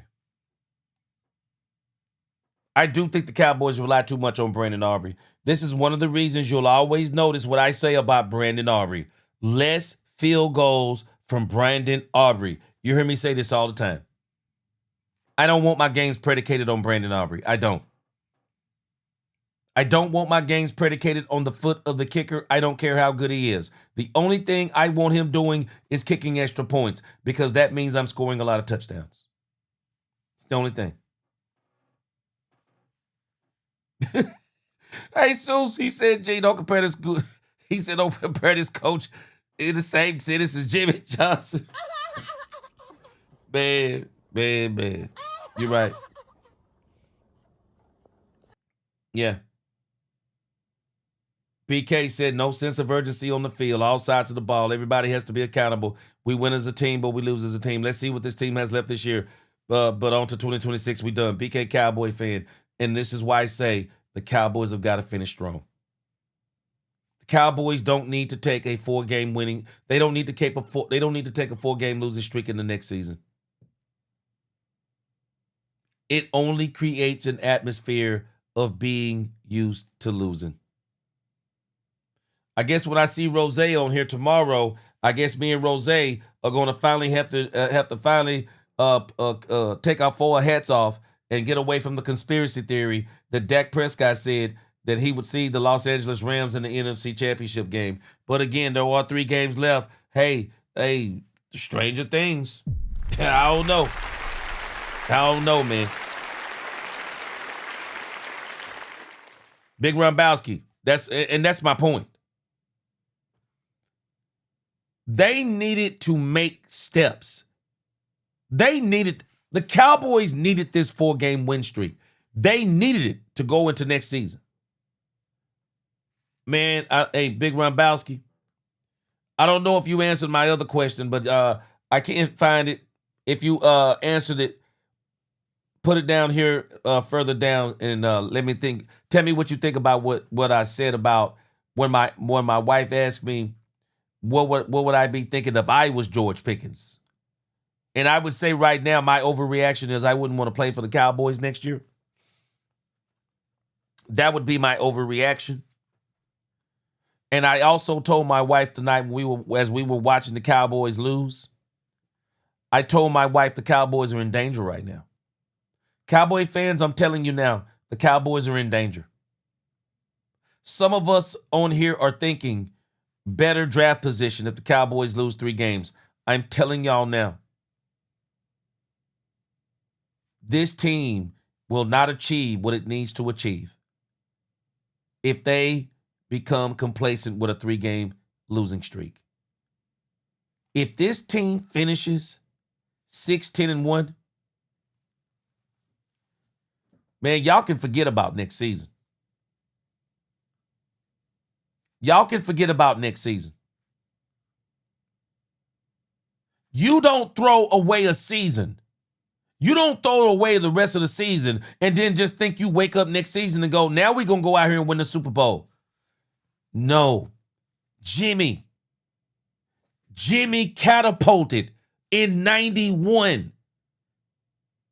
They went on a win streak without Troy Aikman for all the Dak Prescott haters. They didn't even take Troy Aikman into that win streak. That team went on a win streak without Troy Aikman. And the next season they came out and they were on fire because it was the ending of that season that made them say, boy, we are a juggernaut. And all we need is a couple of more players. And we're going to win the Super Bowl. And Jerry came right out of the box and got Charles Haley. Right out of the box and got Charles Haley in 93. Man, I'm telling y'all now, for everybody talking about, oh man, the Cowboys can go on and start doing, you keep thinking this is about draft position.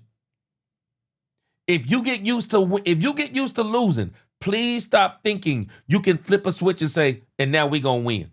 What? There's one thing I don't ever want to get used to is losing. I don't want to get used to losing.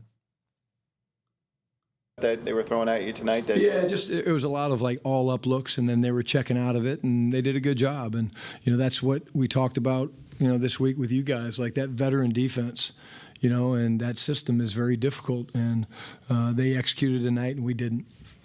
You look at the big picture now of where you guys are. What's the goal, I guess, with 3 games to go? Yeah, the goal is to wake up tomorrow. We'll watch the film tonight, wake up tomorrow, coach these guys up, and we're going to control what we can control, and disappointing. We didn't find a way to win this game. I knew this would be a game like that. I wasn't surprised by that. Kevin's a great coach. Brian's a great coach. And unfortunately, this game came down to, the fact of our inability really in the red zone and some of the situational stuff. We weren't very good on defense on 4th down. We forced, I think, 3 4th downs, and they converted a bunch of those. And they converted 3 of 3. When you play, a team like this, you got to be, really on top of your situational stuff, and we weren't. Nick Harris, Fort Worth Star-Telegram. Stephen Gibson, I think you make a very good comment. Brian wants to play his dad's type of football in a different era of football. I agree.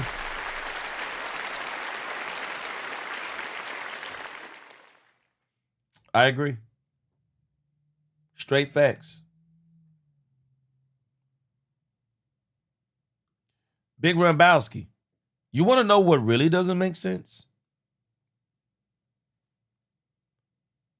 How do you win the turnover battle? How do you win the turnover battle and you lose the game?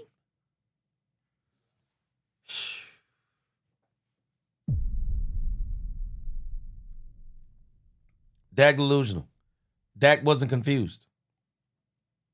Dak wasn't confused at all tonight. I don't know where you're getting that from, but Dak wasn't confused at all tonight. Dak knew exactly what he was looking at. The problem is they didn't give the players. I mean, they didn't call the plays.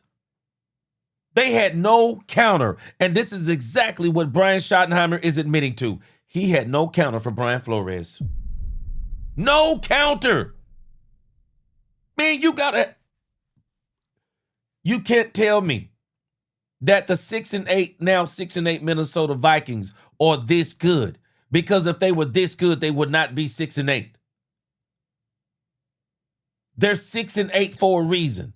Just like we're 6-7-1 for a reason.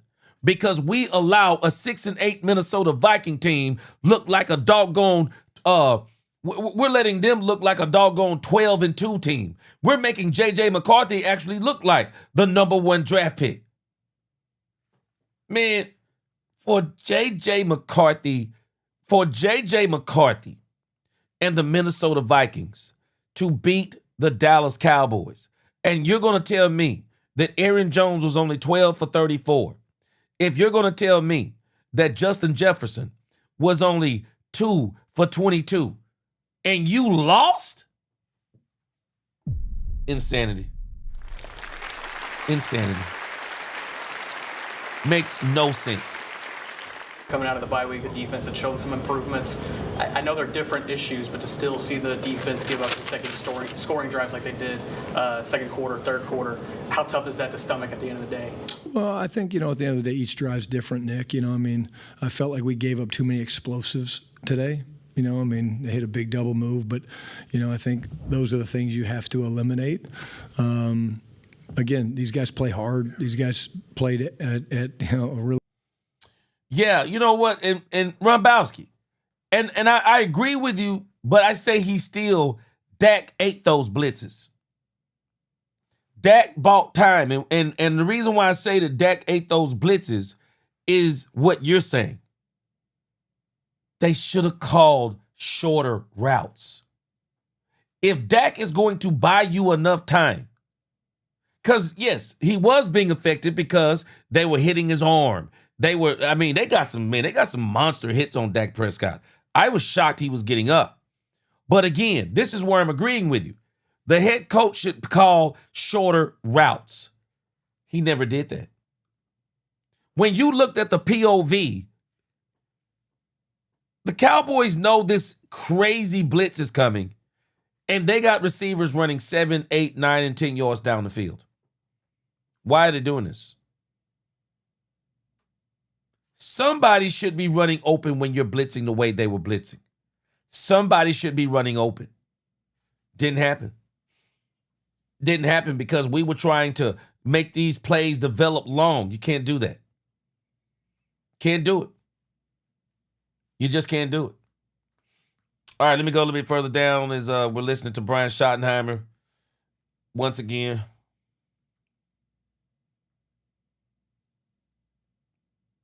Sir Priceless said, Troy Aikman had a great defense. Why doesn't Dak defense wins championships? Sir Priceless. And I'm telling us something else that people don't take into consideration, Sir Priceless. The coaching staff for the Dallas Cowboys in 91, 92, 93 was better than this coaching staff. Straight facts. Straight facts. Benjo, unfortunately, that was proven tonight. You're right. We're not good enough to go to the playoffs. Physical game, but at the end of the day, we have to play better, as a football team. And, got to get more pressure on the quarterback, got to get him on the ground. We finally won the turnover battle. That gave us a chance. Great play early on with the interception. We finally took care of the football. But at the end of the day, I don't think we played well enough to win. And You think? again, that's not just the players. That starts with me and the staff. And I own that. I take that. And, again, give them credit for making the plays that they had to make when they made them.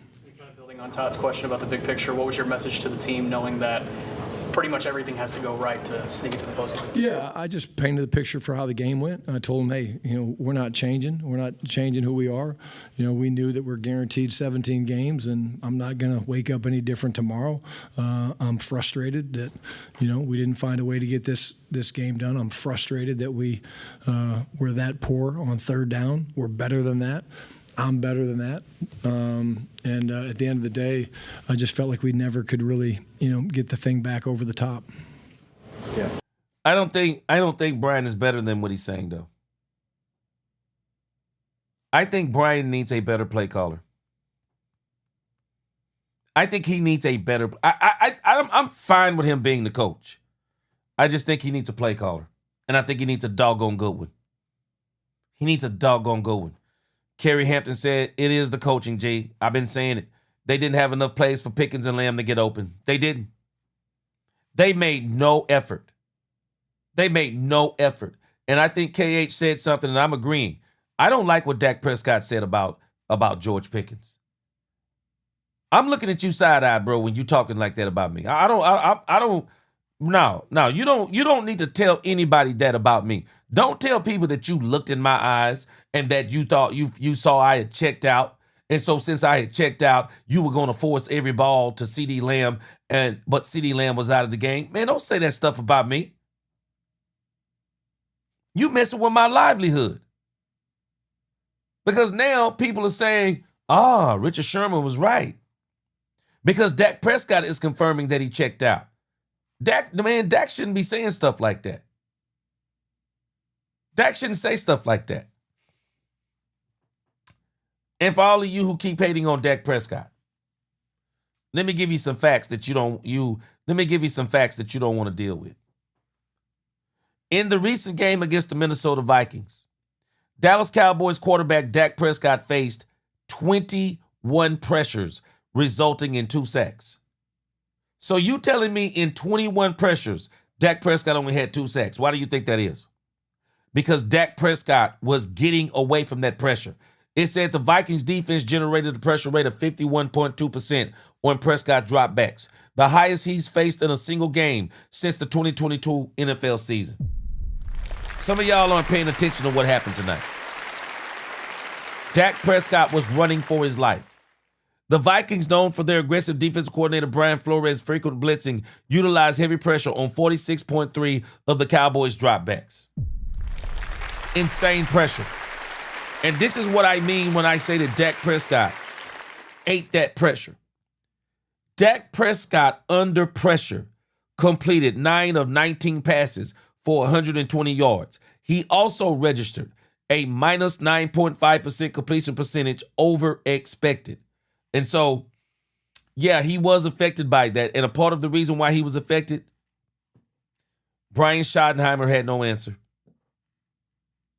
Brian Schottenheimer is admitting it. He had no answer. None. None. Tim Kalishaw, Dallas Morning News. You were 6-5-1 going into Detroit. Are you surprised to see your team back below 500 again? No, I don't like it, obviously, Tim. I'm disappointed. We didn't play well against Detroit. Again, I really do think this. I think we're beating ourselves quite a bit, and that starts with us as a coaching staff.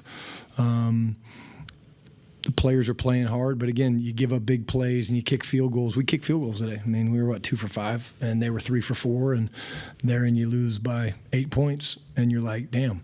But we never got to the point where I felt like we were able to really just kind of seize momentum. There wasn't a momentum-changing play in any regard, other than probably the interception early in the game. But you drop 2 games in a row, and you dust yourself off and you get back to work. We play a really good football team in here next week. So we'll we'll get back to work and make some of the adjustments we got to make. You talked about the third downs. Did it seem strange? You had a lot of success on first down. You Yeah. had a lot of good first down. Boy, Dak delusional. When I say your name fits you, it fits you. If you think that a rookie quarterback would get pressured 51% of the time, and you actually believe that he would only be sacked twice, I got to question how much you've been watching football. No rookie quarterback is going to perform like Dak performed tonight under that amount of pressure. Big Rumbowski, yeah, we have 3 games left. BK Cowboy fan, yeah, we have 3 games left. Cowboys got to finish strong, I believe. Rich Lloyd said, gee, that was perfect. Eberflus, you got to cut him loose.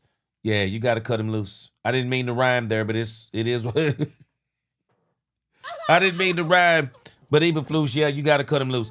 I believe they have to cut him loose.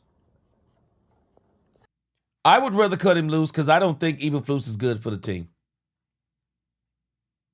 I just don't think anybody believes in Eberflus.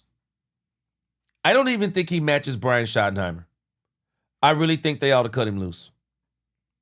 I got somebody for me tonight. If I'm Jerry, somebody head's got to roll for me. Yeah, Stephen Gibson, I agree with you, Shotty. Same post game, same post game, different words. I agree with you.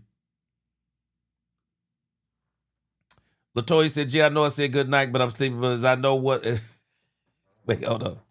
She said, "I know I said good night, but I'll be sleeping as I don't know what it. I don't know. Oh, I'll be sleeping as I don't know what it work in 3 hours dealing with you and them boys."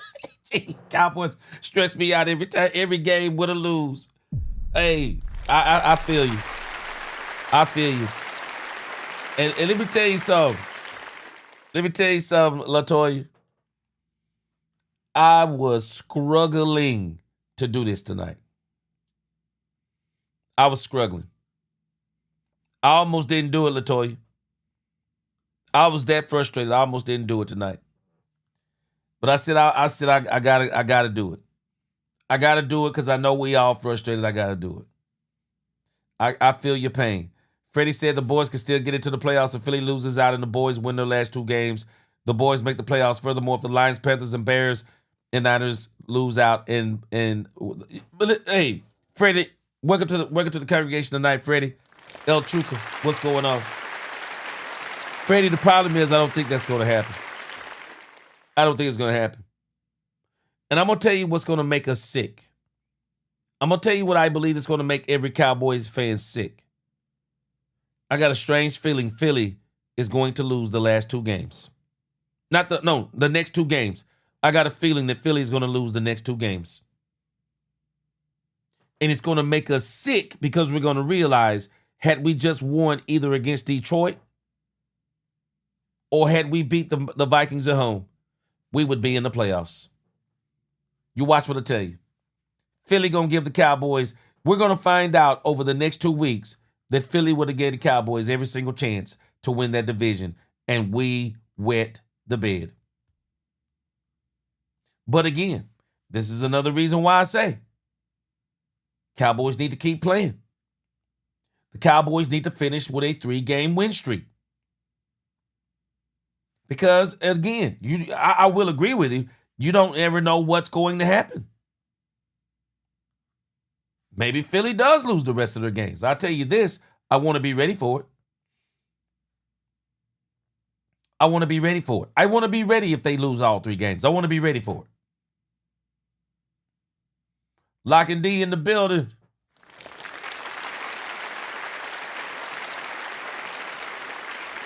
Yeah, the defense can't help the offense. We can't get any stops. They just gave up on Flus. Yeah, I'm being honest with you, Lock and D. I'm not even going to excoriate Matt Eberflus. I'm just going to keep it this simple. Matt Eberflus, they need to cut him loose. Matt Eberflus cannot be my defensive coordinator. And I don't want White Cotton to be the defensive coordinator next year either. I don't want him to be. I don't want to recycle anything that's on this coaching staff. The Cowboys need to go out there and get them a bona fide defensive coordinator. Somebody that can look at these players and say they fit the defense that I want to run. plays? Well, we ran the ball really well. I thought Javonte Williams, was incredible. We got beat up a little bit, but Javonte, I thought, ran really well.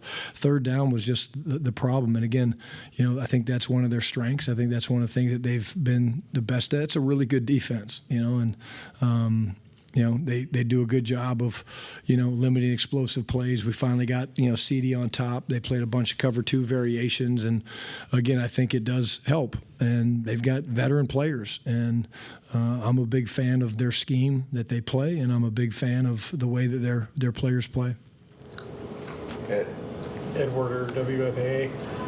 Are you concerned about the amount of pressure that Dak's been exposed to these last few games? Absolutely. Yeah, we have to keep him upright, Ed. We know that. And again, it was going to be a tough challenge today. We knew that. We weren't surprised by all the blitzes that we had. But again, I think that they did a really good job of disguising some of the things that they did and, getting out of things. And they seem to be a step ahead of us. And I've said it, I'm going to say it again. That starts with me. I have to be better. I will be better. But that's what these guys do. That's what Minnesota does, man. And they light you up. They get up in the A gaps and they bring different blitzes and pressures and they force free runners. And again, I got a chance to talk to Brian after the game. Told him, hey, hell of a job. Coach Sydney Staples, DG10 Sports. From the time that the final whistle blows and then to you getting to the locker room, giving that post-game speech, what are you thinking about in that time? It's different. It's a good question. It's different. Sometimes I try to, I just talk from my heart. Today I tried to tell a story. I tried to paint a picture because I know the guys in that locker room are hurting. They're disappointed. We wanted to play well. We wanted to win. So I felt like it was important that I kind of painted the picture of what happened. And I talked a little bit about, basically the things we talked about. Our inability to, sustain third down and convert was huge. And they did a really good job with some of their blitz looks defensively. Talked about the red zone, the explosive plays. And then, again, special teams, we're used to converting all of our kicks. But at the end of the day, Sydney, it was a deal where, we didn't make the plays when we had to make the play. You got to get off the field on fourth down on defense. You got to convert a third down. You're a play or two away. That's what that game was. We were a play or two away, and we didn't make it. And that's why we're so disappointed. Is that story you told more of like a metaphorical one or just kind of recapping game and what that means? Yeah, today I really just wanted to hit them with the facts. They're grown men. They can take it. I certainly threw myself in there what I did not do a good job of. I kind of started with that, to be honest with you. I will always do that. It's always going to start with me and the things that I messed up and didn't do very well. And Brian Flores was better than me today. And I won't sleep very good tonight, but I promise you. And that, my friends, is the summary of the whole game. Brian Schottenheimer was outcoached by Brian Flores.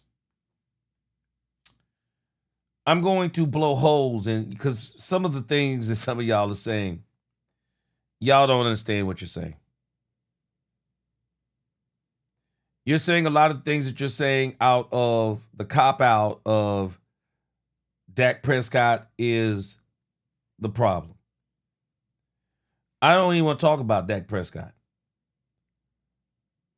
I want to show you that you don't know what you're talking about.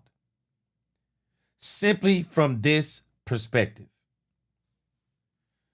When you look at the Minnesota Vikings this season, Brian Flores has been the coach all year long. All year long, Brian Flores has been the coach. The Atlanta Falcons were able to score 22 points on Brian Flores.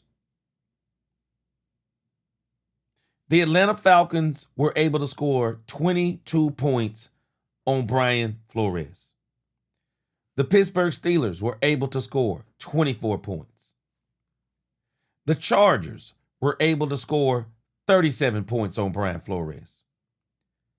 The Philadelphia Eagles, with their anemic offense, was able to put up 28 points on Brian Flores. The Ravens were able to put up 27 points on Brian Flores. The Packers were able to put up 23 points on Brian Flores. The Seahawks were able to put up 26 points on Brian Flores. Brian Flores is not a world, don't get me wrong, he's good at what he does and what he does. But he's not a world beater. It's not like he's a world beater defensive coordinator. Other teams have been able to score on him. But one of the biggest issues for the Cowboys, and this is one of the reasons why I also say, and I don't want to talk out of both sides of my mouth on this, I don't think Matt Eberflus has the talent on the team to do some of the things that he wants to do. But my problem is he has some talent, and he doesn't always utilize them and put them in the best position to win the way that I think he should. The flip side of this coin is the Bears were able to score 24 points on them.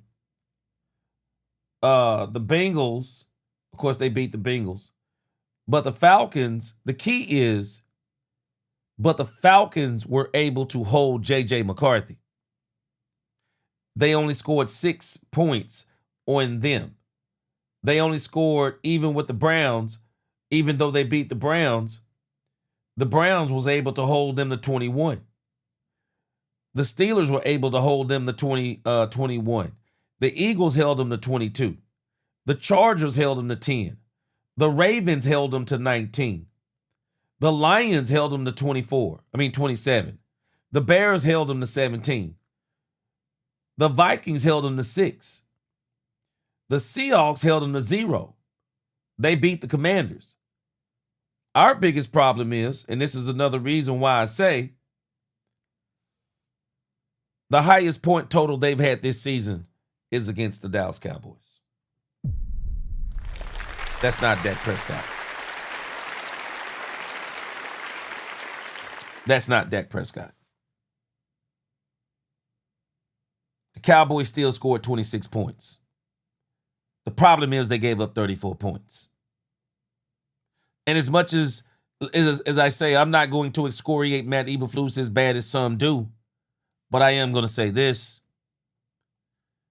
Matt Eberflus should not be the defensive coordinator for the Cowboys. Matt Eberflus should not be the defensive coordinator for the Cowboys. I don't think so. That's the difference when you look at all of these other teams, these 8 other teams that have beat the Minnesota Vikings. They beat them because they didn't let them score all those points. We let them score a lot of points. Some of it's personnel, some of it's his play calling. Matt Eberflus does not need to be the defense coordinator for the Dallas Cowboys. That's where I am as of tonight. I'll wake up tomorrow, I'm going to work my ass off, and I'm going to figure it out. And I do think Brian is, and I will give Brian this break. Brian really is in a tough situation. Because the reality is for Brian Schottenheimer, bro, you really are going to have to score 30-plus points to win. Because your defense coordinator is going to consistently give up 30-plus points.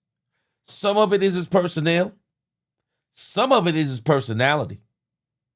Some of it is his stubbornness not to try to change his system, at least for this season, to the players that he have. Matt Eberflus needs to be cut loose. The Big Rumbowski said that might be all in well, G, but Shotty's talk about it being on him and the coaches is simply a tired talking point. 1,000% agree. Agree. BK said, G, what is the definition of insanity? We had this inconsistent play all season. The offseason can't get here soon enough. Hopefully you're wrong about GP because we will pay for that mistake. Yeah.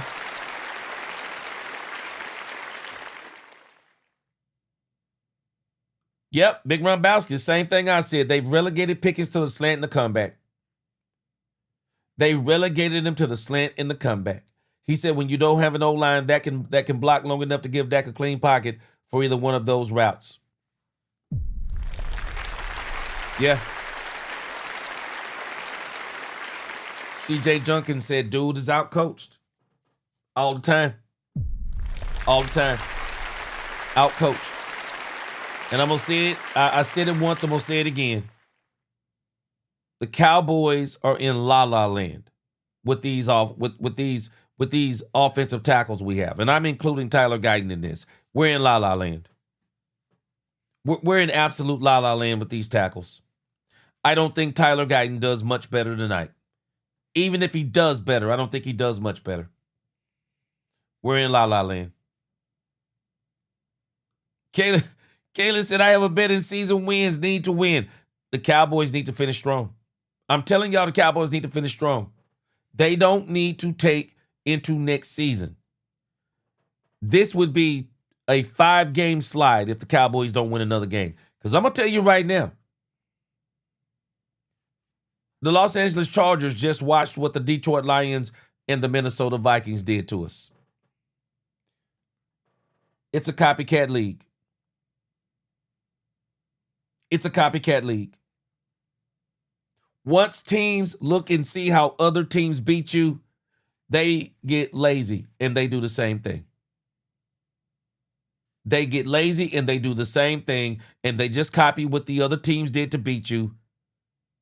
And I'm going to tell you, man, I've watched this Chargers game over the last couple of weeks and them boys fly to the ball. They fly to the ball. They are physical. Shoot. The Chargers are going to have no mercy on the Cowboys. They will have no mercy on the Cowboys. Brian Schottenheimer, you might as well look to the next game, brother. Because you're going to have your hands full against the Chargers. Getting back to the third quarter, you're up 2017. It's 4th and 3 at your 18, and you kick the field goal. Do you think about going for it there, knowing that you might need some touchdowns? I did. Mose Logan, I think this is one of his biggest issues. He doesn't use the weapons he has. He doesn't utilize them right. I can't fathom having Dak Prescott, George Pickens, and CeeDee Lamb, and you are able to take those 3 players away from a team. I'm not buying it. I'm not buying it. Angel Eyes said right, and I think he's already there. He now wants out. I'm telling us, I think we are in danger with George Pickens. I really do think we're in danger. And I think some of the things, if what Chris Collinsworth said, that Dak Prescott said, and maybe I missed this in a press conference last week, I just can't, I'm tripping on the fact that if Dak said when he looked into the eyes of George Pickens, he knew he had checked out. Nah, I don't like that. I don't like that kind of talk. Because I'm going to tell you this. This isn't about Trayvon Diggs playing.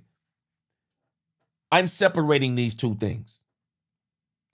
If the Cowboys don't want not George Pickens. Trayvon Diggs. If the Cowboys don't want Trayvon Diggs to play, then don't play him. I respect that. But what I have a problem with is when you start putting him out here in the court of public opinion, saying things like he's practicing well, but he's not doing everything right. He's not doing everything right from the moment he steps in the building and the moment he leaves the building. He's not doing this. Don't put that out there like that. How about just keeping it like this? We've decided that Trayvon Diggs is not going to play this week. That's between us and Trayvon Diggs. But to put him out there like, I don't like that kind of stuff.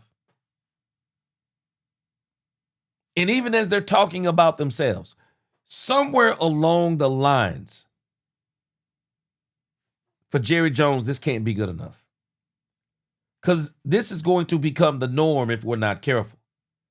The Cowboys need to win the rest of these games. Don't take this bad taste in your mouth to this next season.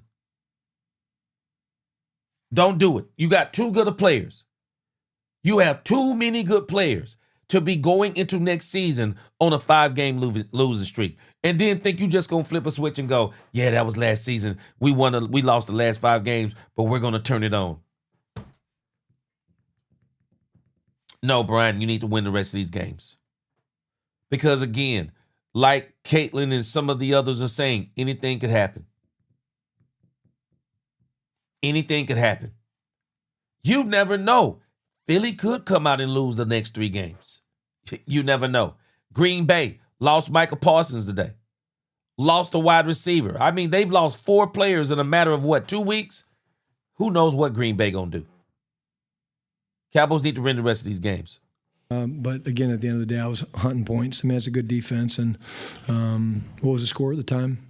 You were up 20-17. 2017, yeah. Yeah. I did, yeah. I remember it now, yeah. We thought about it, we talked about it, but, we were actually moving the ball okay, and unfortunately the third downs caught up to us. But I did think about it, but again, I wanted to take the points, and, hindsight, obviously, as you know, can be. I don't really have a problem with them taking the points and getting it to 23-17. I really didn't have a problem with that because, I'm going to have to, this is one of the things that I'm going to step out of. I'm going to step into reality. I got to admit, someone said this earlier. Let me know that you said this, but I want to give somebody credit for saying this earlier. 26 points would be enough to beat. 26 points would be enough to beat most teams. Because most of the teams that have beaten the Chicago Bears, and I'm coming to this reality as I'm looking at this, most of the teams that beat the Minnesota Vikings, they didn't even score 26 points. Not most of the teams that beat them. The difference is their defense didn't let the Vikings score 34 points. The Falcons only scored 22. The Steelers only scored 24. Who else? The Eagles scored 28.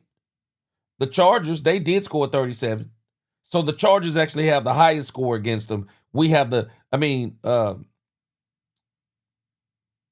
Chargers scored 37. So the Vikings, the highest point total they've scored this season is against us. But when you look at the other teams that beat them, the Chargers, they scored 37. They have the most points scored on them. But the majority of the teams that beat them, they didn't have to score a lot of points. The Ravens only scored 27. The Bears only scored 19. The Packers only scored 23. The Seahawks only scored 26. If your defense is even middle of the pack, probably win this game. And you're just going into the next game saying, we need to keep on improving our offense. You're going to have to admit it, man. Matt Eberflus, Matt Eberflus isn't it. I think the Cowboys are going to create problems for themselves if they keep Matt Eberflus. Rich Lloyd said on the positive, we are playing with house money. Everybody's butt is on the line. Let's see how these players play. And these coaches coach with nothing to lose. Yeah, let's see what they play like loose. I get what you're saying there. D-Hawk, I can't even argue with you. D-Hawk said, hey, G, now I see why not one coach allows Shotty to call live in-game plays. Not even his mentor, Pete Carroll. Makes sense now that head coaches knew that Shotty's inconsistency wouldn't win games in the NFL. I thought he did call plays, though, for the Seattle Seahawks, if I'm not mistaken. KH said, what film is he watching? Peacock. Oh, man.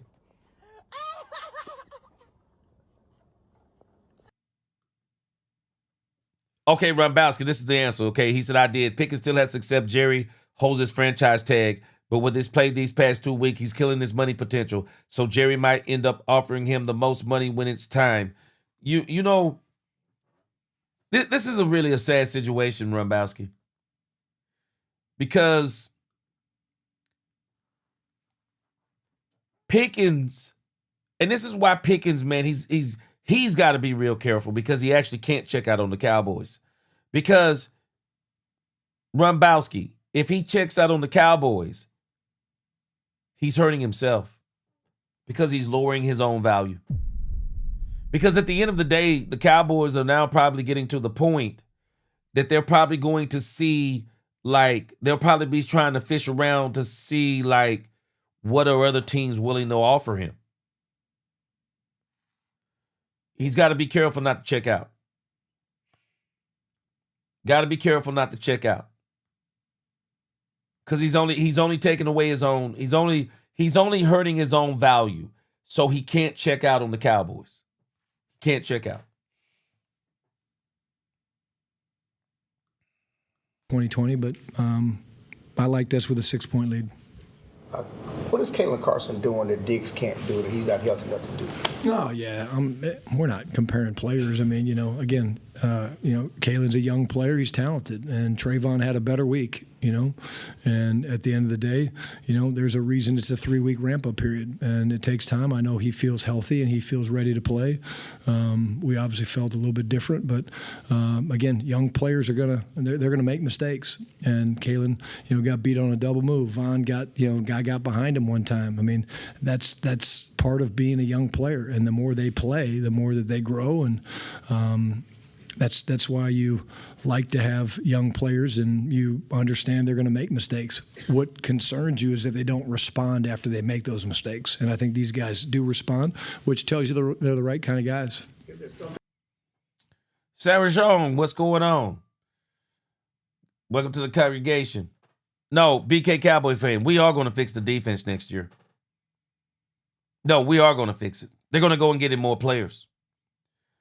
I don't really think that, as much as I say that they need to cut Flus, I don't think Jerry's going to do it. I don't think Jerry's going to do it. I think they're going to ride with Matt Eberflus. I really think they're going to ride with Matt Eberflus. But if they're going to ride with Matt Eberflus, then I'm telling you now, free agency this upcoming free agency is going to be all defense. The Cowboys will go all in defense. Keep these two names in your mind. We're going to have a lot to be excited about next season. We're going to be all excited all over again next season.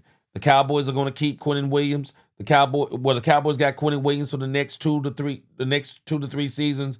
The Cowboys got Kenny Clark, I think, one more season. I guess they have to decide if they want to extend him. Of course, we got also Diggy Donovan Ezra, who's going to be better next year. I hope the Cowboys keep Jadeveon Clowney. But I want you to keep these two names in your mind. Trey Hendrickson is a free agent after this season. Trey Hendrickson is a free agent after this season. Not only is Trey Hendrickson a free agent after this season, I believe Max Crosby's name is going to come up again in trade talks. Keep those two names in mind. The Cowboys are going to go into free agency next year, and they are going to get them a pass rusher. They are not only going to get one in the draft, they're going to get one in free agency, I believe.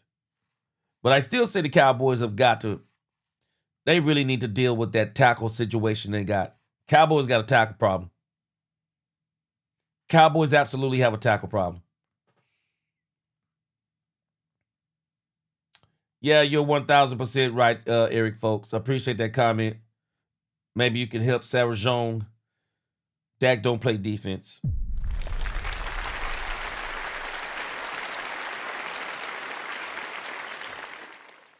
Angel Eyes, let me tell you something. If there is a season that I can remember since I've been watching Dak Prescott, 2025 has been the year that this team has sold Dak. This team has let Dak down at so many different junctions in this season. I mean, drop balls, tip passes, fumbles. I mean, just penalties, just nonsense.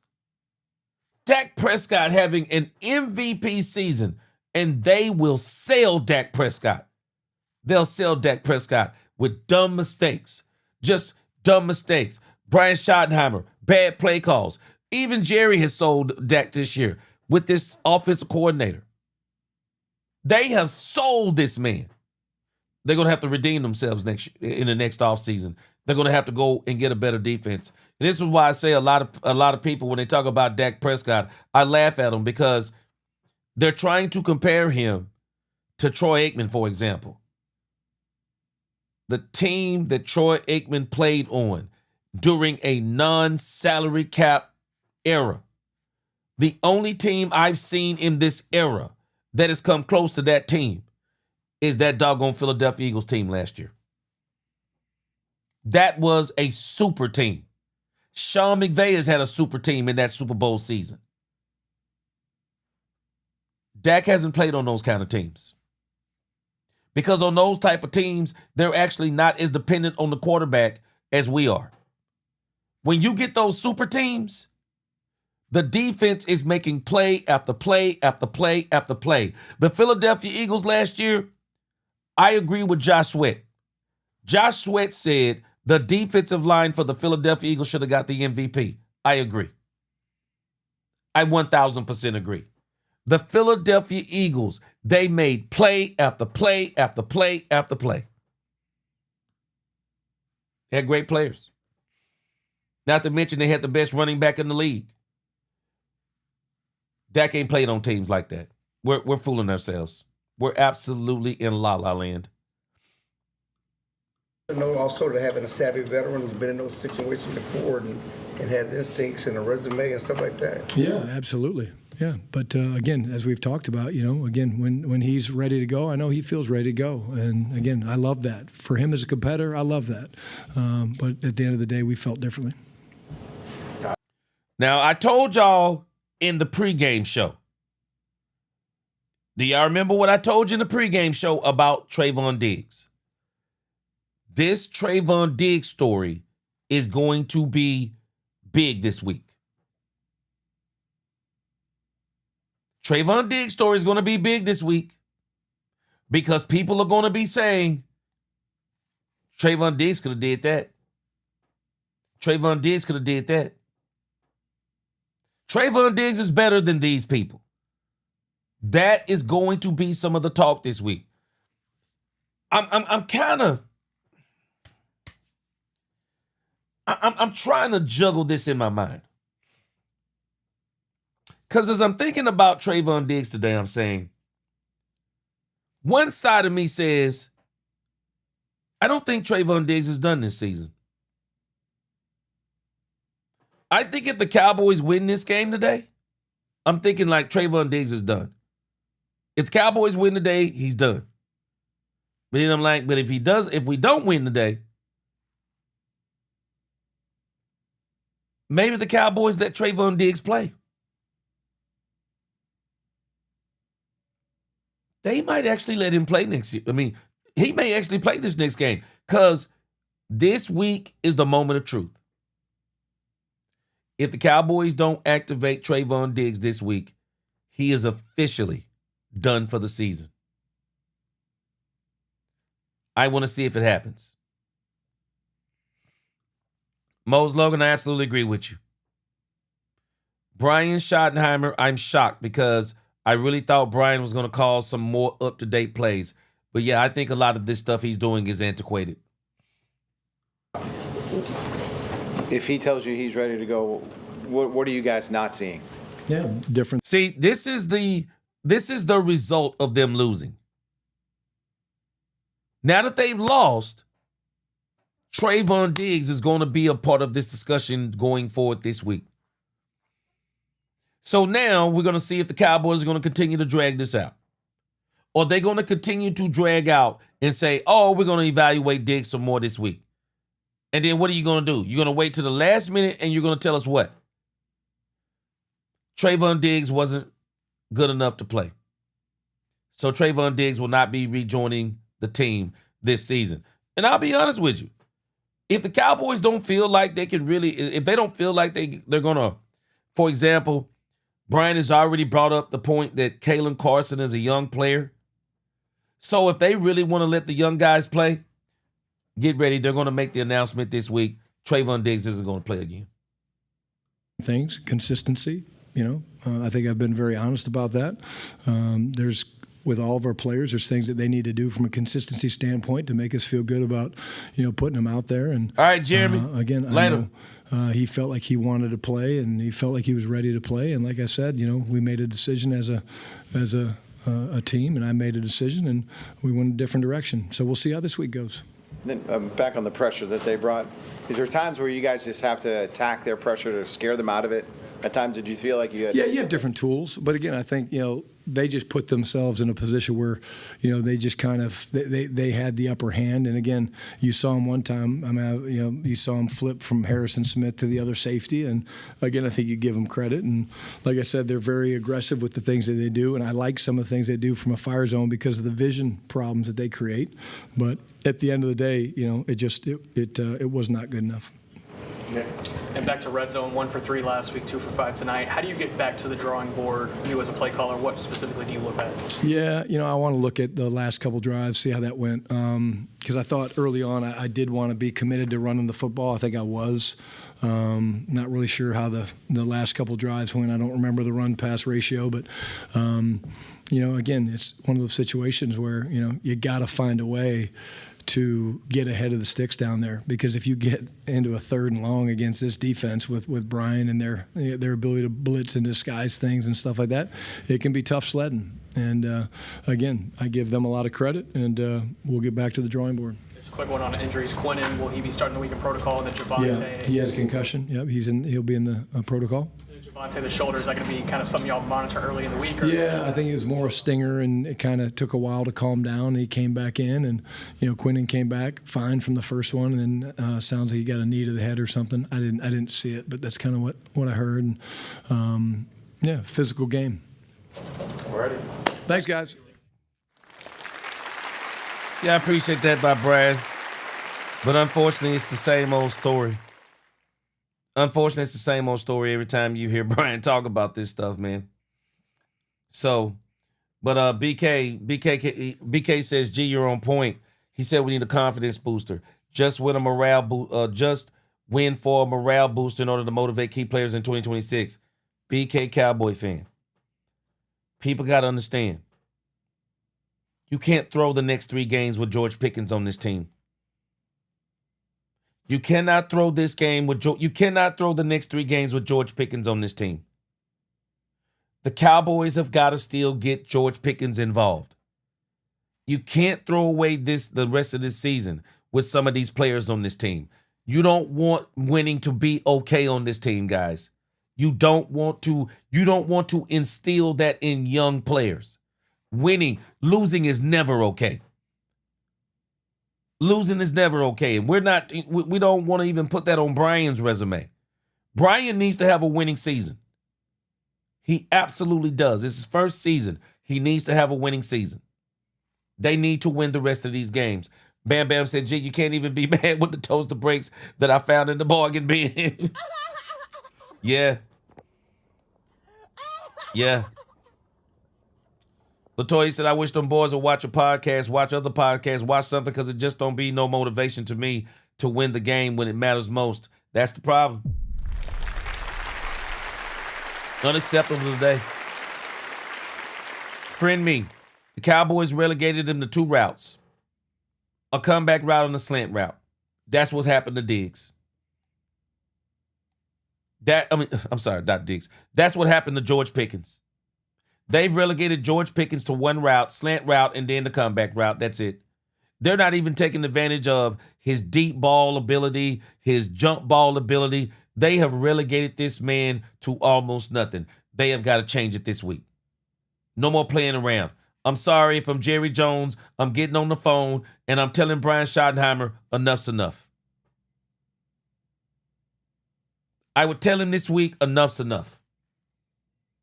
I need you to get George Pickens back involved. I need you to get him back involved. And I'm sorry, I just got to tell him, we need speed on the field. I want you to put Jaden Blue back on the field. There are 3 games left. I need you to work Jaden Blue in. And I'm not talking about no 1 or 2 snaps. I need you to work Jaden Blue in. I want to see what he is, because I want to know what I need to do as I go into 2026. Do I need to be looking at Breece Hall? Do I need to be going into the draft? Heck, do I need to trade for a running back in this league to go along with one Javonte Williams? I got to know. I have got to know what Jaden Blue is, and I don't want to wait until the next training camp. I am calling him on the phone, and I'm telling him, get this dude back involved. I am. No doubt about it. Old school, let the facts and the numbers speak. G, that's it. Our comments are just our opinions. It's facts.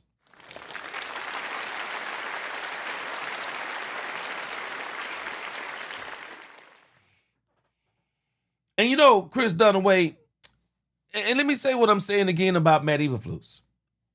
I don't really categorize him as trash as much as I categorize him as stubborn. I think he's very stubborn.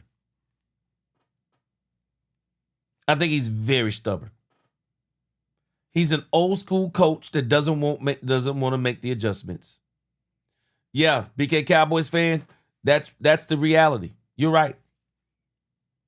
26 points. Someone said it earlier before I did, and I just went back and kind of went over some of the numbers from this year, from this past year. That score would beat most teams. 26 points is beating most teams in this league. Jerry needs to get a defense that can hold teams to around 20 points. Yeah, Big Rumbowski, you're right. The cap is imaginary. Cowboys are going to flip them switches on CeeDee Lamb, Dak Prescott, Oso Digizua, Ty Smith. They're going to flip the switches on those contracts. Jake Ferguson, they're going to put that in that they're going to kick that down into the void years, and they're going to come up with $100+ million. Cowboys aren't worried about the salary cap. Salary cap is imaginary. Chanel, this is why I'm telling you, man, I agree. Shotty just needs to be a coach. I don't think he can handle being the coach and the play caller. I don't think he can do it. I think he's a good enough coach that Jerry needs to consider bringing in a top flight play caller. I don't even want Clayton Adams to do it. I think they need to get a top flight play caller. Mike Johnson. Let me tell you something. The Vikings not only have an actual defensive coordinator, they have a head coach. They have 2 head coaches. No doubt about it. They have 2 head coaches on that squad. That dude, Brian Flores, turned around the Miami Dolphins, and nobody wants to admit it. But he turned around the Miami Dolphins, and then the coach came in after him and took the credit. And that's why the Miami Dolphins have collapsed, because they were riding what Brian Flores had built. That's why they have collapsed now. All right, let's see here. They got a couple of more interviews. Okay, somebody said Jerry Jones had left before. Somebody said Jerry left before the game was over. It's like Jerry Jones is here. All right, I am very interested. If there has ever been a press conference that I was interested in Jerry Jones, what Jerry had to say, it's this press conference. I want to hear what he has to say after this game. Yeah, in good shape here. All right, questions? What part of tonight's loss bothered you the most? I think that the fact that we were making field goals rather than getting some touchdowns instead of those possessions, and that ended up biting us, especially when we missed the 2 that we missed. But I think our inability to not keep them out of the end zone, and that was frustrating. Why do you think your defense has taken a step back? Well, again, I want to say that we let their quarterback have an outstanding game, and I thought we could do more about that rather than to let him. I think that's pretty telling that when he has the kind of game that he had, that we weren't be able to do really mitigate that. That there is an indictment. Man, let me tell y'all something. If I was I'm telling you, This would be an incredible bet. I don't condone betting, but I'm telling you, this would be an incredible bet for Vegas this week. Is Trayvon Diggs going to play for the Cowboys? Will the Cowboys bring Trayvon Diggs off of injured reserve and play him this coming game? This is a fact because Jerry is frustrated. Jerry expected more out of this team.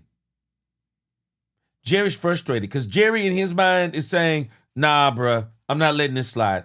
I went and got you George Pickens. I went and got you Ty Booker. I went and got you Javonte Williams. I have went out and got you players. George Pickens is one of the greatest trades of the season, and it's kind of floundering right now because of what's going on. Defensively, went and got your Quentin Williams, got your Logan Wilson. Y'all not even using him appropriately. Jerry Jones said Logan Wilson would play more this week. I don't think Logan Wilson played. I want to see what the snap counts is, but I don't think Logan Wilson played as many snap counts as I believe that Jerry may have thought he was playing. Jerry is very disappointed. Question is, what is he going to do about it? And to let J.J. McCarthy perform the way that he did, man, I'm just telling you on principle alone, I got to cut Matt Eberflus loose. I have to cut Matt Eberflus loose. I do. I have to cut him loose. I have got to cut Matt Eberflus loose. I cannot continue with Matt Eberflus. I can't do it. I can't. I think Matt Eberflus is bad for the morale of the team. He was bad for the morale of the Chicago Bears. They did something they never do. They fired Matt Eberflus. They never fire head coaches during the season. He was so bad with the Chicago Bears, it was about to be a mutiny in the locker room. And they fired Matt Eberflus. I think he needs to be fired. 26 points is enough to beat most teams.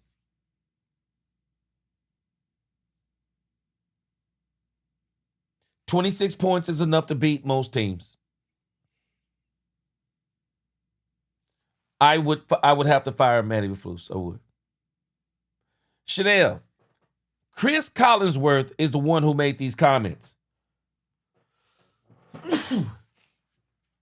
Chris Collinsworth made these comments tonight, Chanel.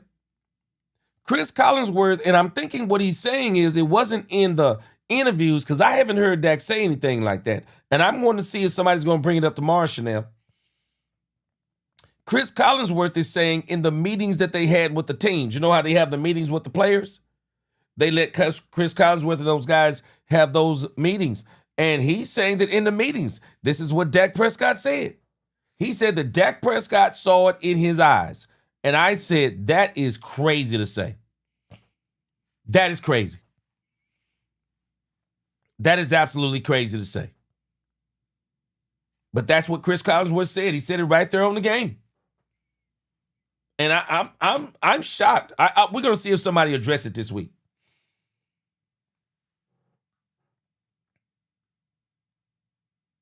All right, let's see. Jesus G, the coach is not good enough. I don't think he's good. I don't think he can be the head coach and the offensive coordinator. I think they need a play caller. Big A Cowboy fan, too much inconsistency. I agree. Oh, yeah, Rumbowski. Hey, it will be no mercy. It will be no mercy. The Chargers are going to come in here and they're going to copy what the previous two teams did. Jesus, it is what it is. You're right. You get fired when you screw up at your job, man. I think for morale purposes, the Cowboys need to, they're going to have to cut Matt Eberflus. And even if they decide to keep him until the end of the season, if I'm the Cowboys, I am letting go of Matt Eberflus the moment the season ends. Anthony Hustler, you know what? I'm not going to believe Jaden Blue is a bust. I'm not going to believe it. I'm just not going to believe it. Shotty made it clear he didn't like, he seemed to make it clear he didn't like the type of back that Jaden Blue is. I don't believe it. But I'll tell you this. If I'm the Cowboys at this point, you don't get to tell me what to do at this point, Brian Schottenheimer. You have went out here and wet the bed. I haven't forgot about the Arizona Cardinals. Yeah, I haven't forgot about the Arizona Cardinals. We did the same thing against the Arizona Cardinals. I don't even know if the Arizona Cardinals have won a game since they came in here and mollywopped us in our own stadium. Nah, bro. You don't get to tell me this no more. I want you to allow. I need to know what Jaden Blue is, and not off that small sample size you gave me. No, I need a real sample size. No, you don't get to tell me anymore when I'm looking at this team and this team is lacking speed on the offensive side of the ball. No. I need to see. I need to see what Jaden Blue is. But Jerry's disappointed, I'm telling you. In the playoff picture now, do you feel like this team is underachieved based on your expectations? Well, again, yes. We certainly didn't think we'd be here in this kind of shape with 3 games to go and be behind the 8 ball the way we are. It's very disappointing. I'm really, obviously, very disappointed for our fans. I'm disappointed for these players. I didn't expect that. I thought we could come out here and on both sides of the ball make a better accounting of ourselves. Minnesota did the best job out there today on both sides of the ball. With some thoughts on how the secondary played, your thoughts on just Trayvon Diggs' playing status at this point in the season, having played since week 6, crucial 4th and 3rd that you guys allowed when you were 23-17. JJ goes to Jalen Naylor, and you guys don't look right. Diggs isn't healthy enough to be out there for us. What'd you say? Period. Okay. Did everybody hear that? I said he's not healthy enough for us to put him out there. What's the issue with his health? Because he's said he feels better now. Again,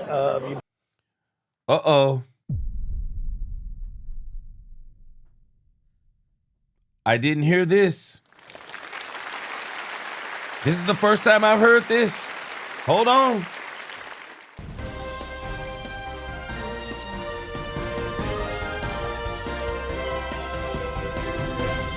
Breaking news.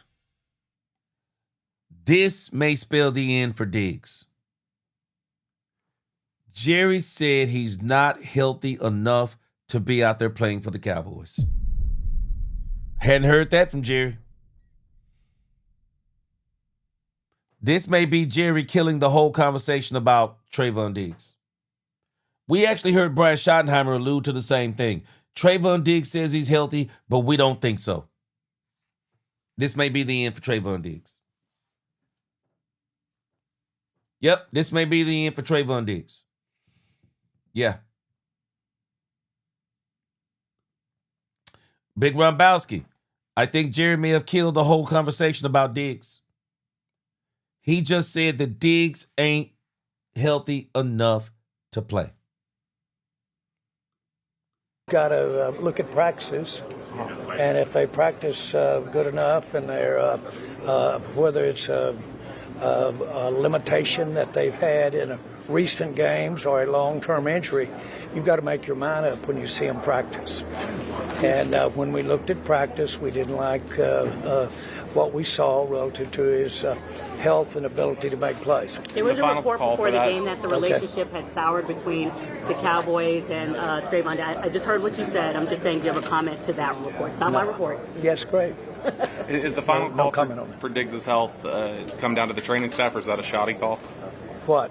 Whether he'll be active or not in those moments. Is that shoddy, or is that the training That's staff? up to if it can be training, it can be doctor, it can be shoddy's call, or it can be behavior call. A lot of ways that you have to evaluate where you are to get on the field. Do you envision him fulfilling this contract being here for the next 3 years? Again, I'm not. Don't have to look at that right now, and we of course, are very disappointed that he hadn't had more play time this year. Frankly, I'm disappointed that he hadn't had play time over the last several years. And his injuries have had a lot to do with that. What did they do to take Pickens out of the game? I really don't know, other than they were doing a real good job, I thought, of pressuring our quarterback. And so I thought that did as much as anything to mitigate our passing. Do you think there was any rollover, just mindset after the last game you guys just had? There was a lot of back and forth that George Pickens had after the game on social. Do you think any of that played into? No, I've never thought that anything that's communicated social. Only thing that's stopping George Pickens is the game plan. The only thing stopping George Pickens is the game plan. The Detroit Lions took away the slant, and Minnesota did too. And the other problem is the Cowboys haven't adjusted from it. They refuse to make any adjustments. Or otherwise, at the end of the day, was a deciding factor on the field. Can this season be successful without the playoffs, considering everything you guys have dealt with?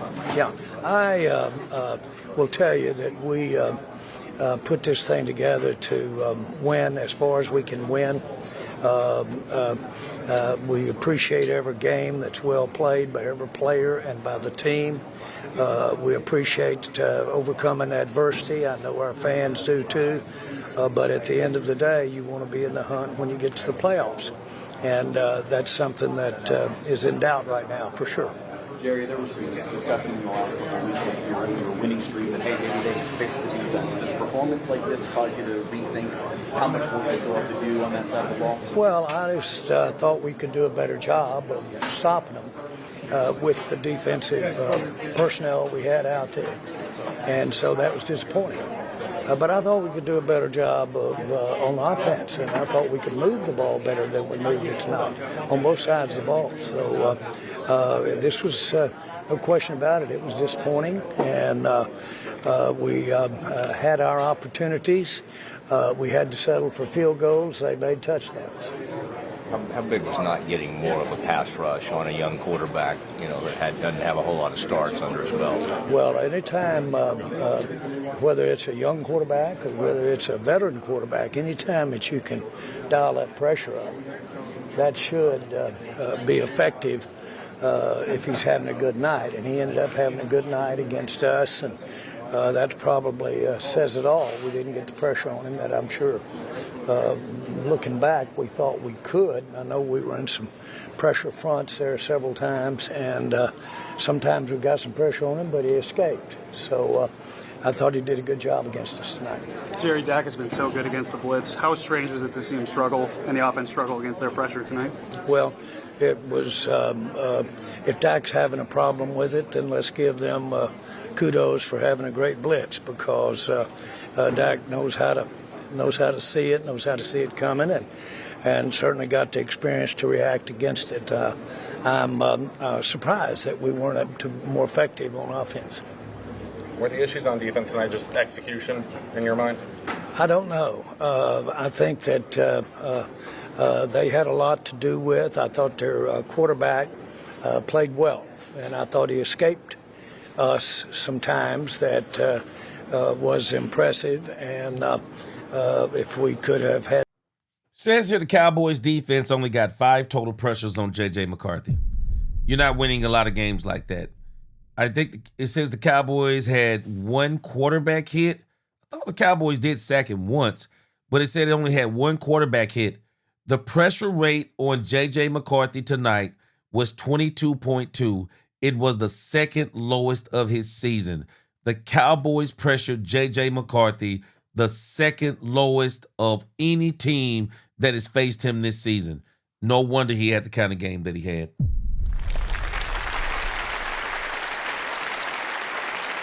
I thought we had a little bit more than 5 pressures, but it's saying only 5. Made those into sacks, and that might have changed the outcome a little bit. But we knew coming in that we had to get some pressure on him.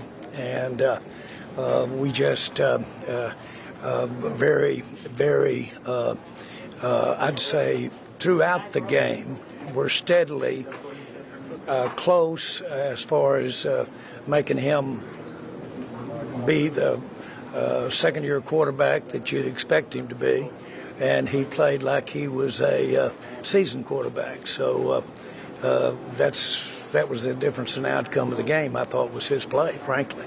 Do you feel like it's going to take a miracle now to make the playoffs? Maybe Well, kind of rip it off? I don't know how to describe a miracle. I know that it would take a very tight circumstances to get us in, and we expected that. We thought we'd have to win out to have a little room, but not a lot. Now, of course, I know how to count. How difficult is it to accept that reality that at this point it's a pretty huge long shot? Well, I don't know that you accept it. You just, but I sure am going to live with it. But you don't have to accept anything. But they're out there competing with their guys too, and this can happen to you. We didn't expect this. I really thought we'd come out here with a win. So I'm very disappointed. But I thought that we would play better against Detroit too. So really, when I look back at both games, this is a letdown. I know it is for our fans. What do you want to see from Matt Eberflus over these last 3 weeks defensively? Well, I'd like to play better defense, and that at the end of the day, that's what he does. And from the standpoint, I know Matt, of course, individually since he's coached here for many, many years. But I thought we made some adjustments tonight.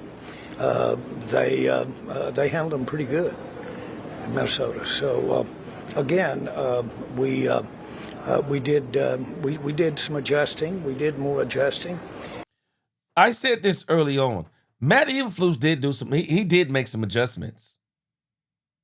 They just were not good enough.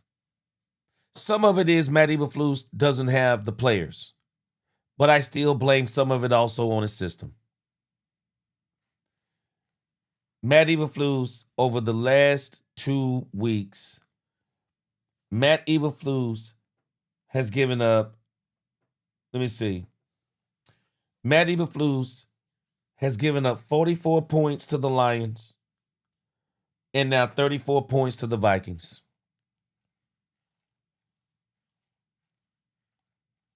I don't even see how you let him make it to the Chargers game. And if we play the Chargers and get mollywopped,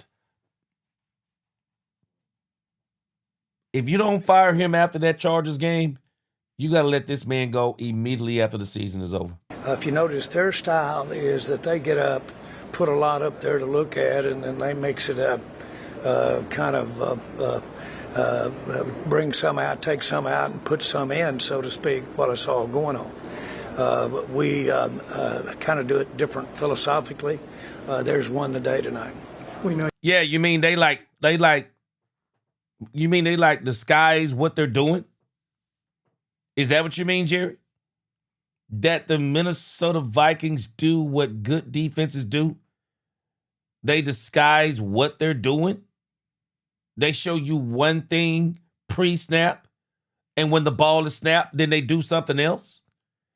Yeah, that's how you have to deal with Dak Prescott, because Dak Prescott does a lot of pre-snap reads, pre-snap adjustments. So what do? You show him one thing pre-snap, you let him make his adjustments, and then you back out of what he adjusted for. Easy peasy. Matt Eberflus, you're right. He's different philosophically, because Matt Eberflus pretty much lines up, and what he is what he is. You're focused on your team. Did you have any reaction to Parsons getting hurt today? No, I'm sorry that I don't have detail about his injury at all, or the severity of it at all. And I was not watching the outcome of the game, and so I was told about it really about halftime tonight. So I don't have any knowledge at all, and wouldn't. Or reaction. How serious it is. Or KH, this is strange, don't you think too? Don't you think this is strange, KH? This is the first time I heard this. When I heard Brian talking last week, they said that he needs to do everything right. How he comes in the building, how he leaves the building. They said what? Walkthroughs, the meetings. They were talking all of these other things. And then tonight, Jerry just blurts it out, and I hear Brian Schottenheimer say the same thing in his press conference. Trayvon Diggs was not healthy enough to play. That leads me to believe that they may be leaning towards announcing that Trayvon Diggs is done after this. Later on this week, they're going to announce that he's done. Action to it because I don't know how serious it is. Okay? Thank you. All right, guys. B2. Jerry, stop it. Everybody by now has heard that Michael Parsons had tore his ACL. Everybody heard that. Tyrone Church said Cowboys' last chance as Packers and Lions lose out and Bucks and Panthers lose some more. Yeah, I got a strange... You know what, though? I'm going to tell you something, Tyrone Church. The Packers could lose out. They got a tough schedule coming up, man. Especially without Michael, without Watson, without these other couple of players. That's going to be tough. But Tyrone, welcome to the congregation tonight, man. Good to see you. Tyrone Church. But you know what's so ignorant about this whole situation? The Cowboys have controlled their own destiny. They have controlled their own destiny for the last 2 weeks, and they went to bed. They have nobody to blame but themselves. And Jerry is saying what Jerry means. Jerry expected them to win these last 2 games, and they haven't done it. Clarence Hill deal of us Cowboys. Dak, what were they doing defensively to just keep the lid on it and seem like frustrate your offense? Yeah, the zero that we talked about just throughout the week gave it to us a bunch. We didn't have a good enough answer, and when you don't have a good enough answer for that, especially against Flores, you're going to see it again and again. And yeah, that's what happened. They did a great job of the back end, right, playing with vision. So it made it tough to get to the beaters, normal zero beaters when they're playing man, looking at the man, but they're looking at the quarterback. And so, they're going to rally when you throw it underneath, and you don't have time to get it past them. And they did a good job. They kept it on us, and we didn't adjust fast enough or come up with something good enough to scare them out of it. And we saw it the whole game. You talked earlier this week about having to win out to give yourself a chance to make. Dak just spoke truth right here.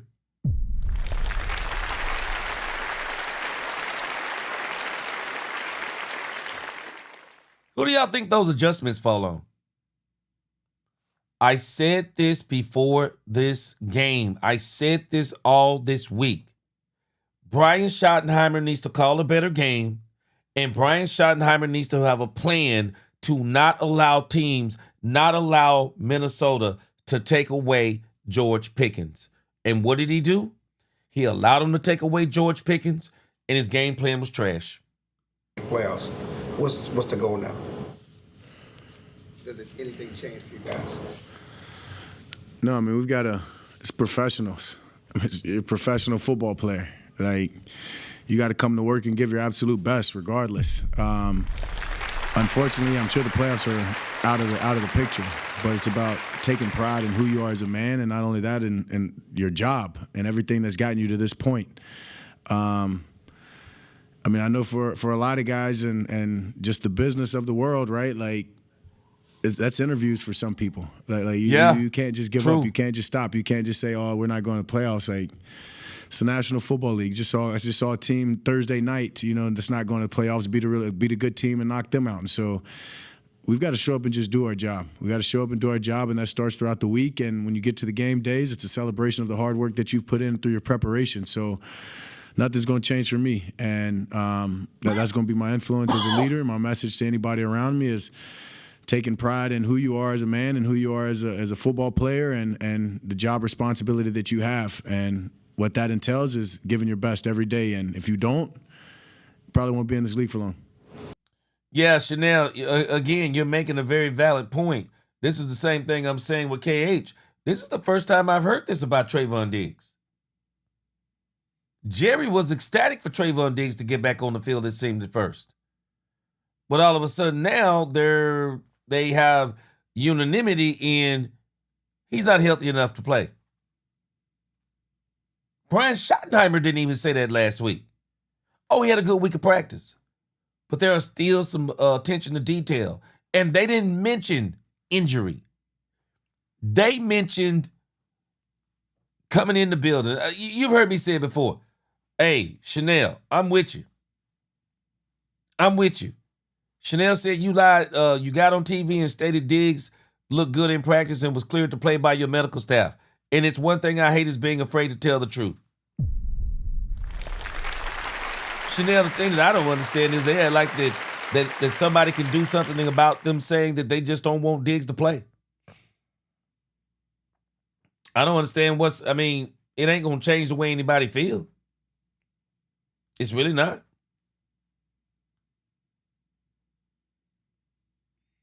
Man, that's crazy, Chanel. That's a crazy stat. Let's see here. Hail Mary. Hey, I tell you, I agree with you. I don't talk about nobody's money. I don't. It is not my job to talk about somebody's money. I don't pocket watch people.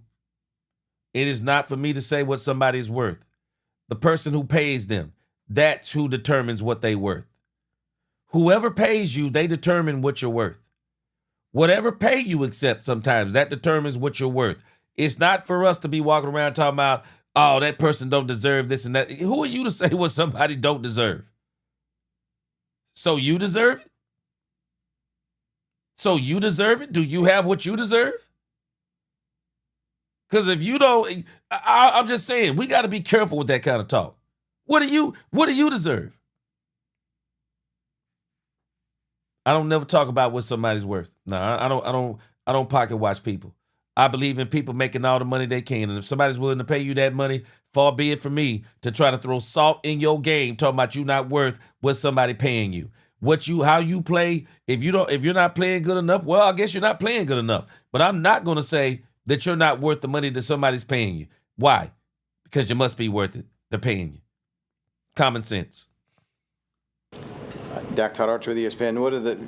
You leave here after Thanksgiving beating the Chiefs, and now here you are back under 500. Can you just talk about the range of emotions here in the last how many days that's been? Yeah, at this point, hard to even go back to those highs. But yeah, you beat two good teams, beat the two Super Bowl teams here, and a matter of 9 days, something like that. And then, you go on the road and have to play a really good team. And they got the better end of us last week. And as I said, if we played that game, 10 times, it might be 5-5 or 6-4. Who knows? Who knows which way. That's kind of that matchup last week. And we didn't do the things necessary to win, didn't score in the red zone. And come into this game, and we couldn't get an answer for cover 0, and we didn't score in the red zone. And you add those two things together, and you're going to lose by. Now, I want you to listen to what Dak is saying. Dak is putting this where it belongs. We had no answer for cover 0. Is that Dak fault? Is that Dak fault? CD fault? George Pickens fault? Brian Schottenheimer fault? That's Brian Schottenheimer's fault. That's Brian Schottenheimer's fault. They knew what they were calling before they came into the game. They didn't surprise the Cowboys. They're both saying this. They were not surprised by what the Minnesota Vikings did. The surprise is they never did anything about what the Minnesota Vikings did. The Cowboys don't run screens well. If y'all haven't noticed this, the Cowboys don't execute screens well. The Cowboys don't execute screens well. They don't. They did nothing. They did nothing to nullify that cover 0. Primer Rage TV said, if you're not disguising your defense at pre-snap, then what the heck are you doing? I thought they were playing at a pro level.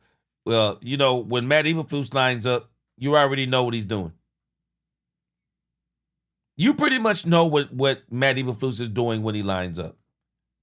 Very predictable. Very predictable. I even think that Brian Schottenheimer is very predictable. BK said, why would you want to see this team in the playoffs the way they are playing? Now, let me give you my logic. If they were going to the playoffs, they wouldn't be playing the way they're playing. They wouldn't be playing the way they're playing, BK. So I would want to see them, and I don't think you're asking me that, but I would want to see the Cowboys. Because if the Cowboys would have won 4 in a row, why wouldn't we want to see them play? Because that means they're playing better. I even say if they win 3 in a row, I'd still say I'd like to see them get in there and see what happens. I do. I'd still like to see what happens.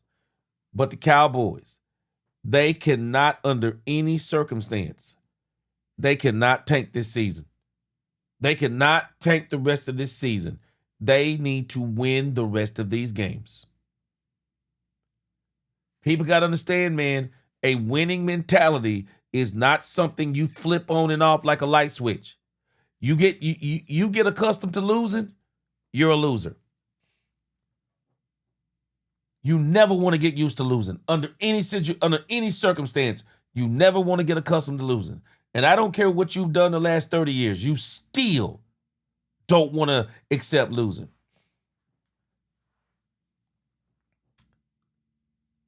Yeah, B. Rad Sagatar. He said the news on Diggs, G, makes me wonder if this is a Flus move. I think this is a Brian Schottenheimer and a Matt Eberflus move. I don't think this is a Jerry move.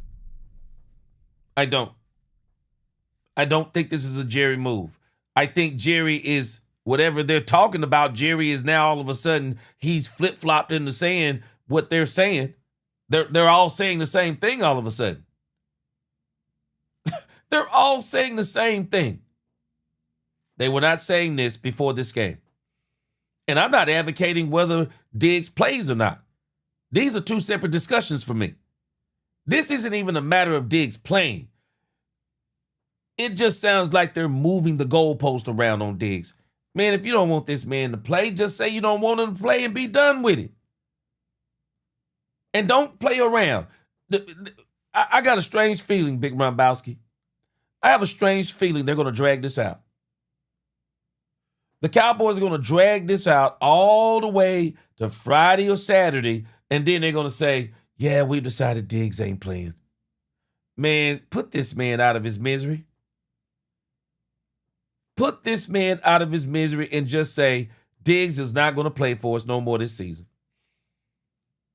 End of story, and it don't have to be a story no more. Yeah, Angel Eyes, Dak is tired of these dogs. Dak is tired of losing. Was it 8, I guess, at the end of it, by 8. And, yeah, it's unfortunate. It sucks.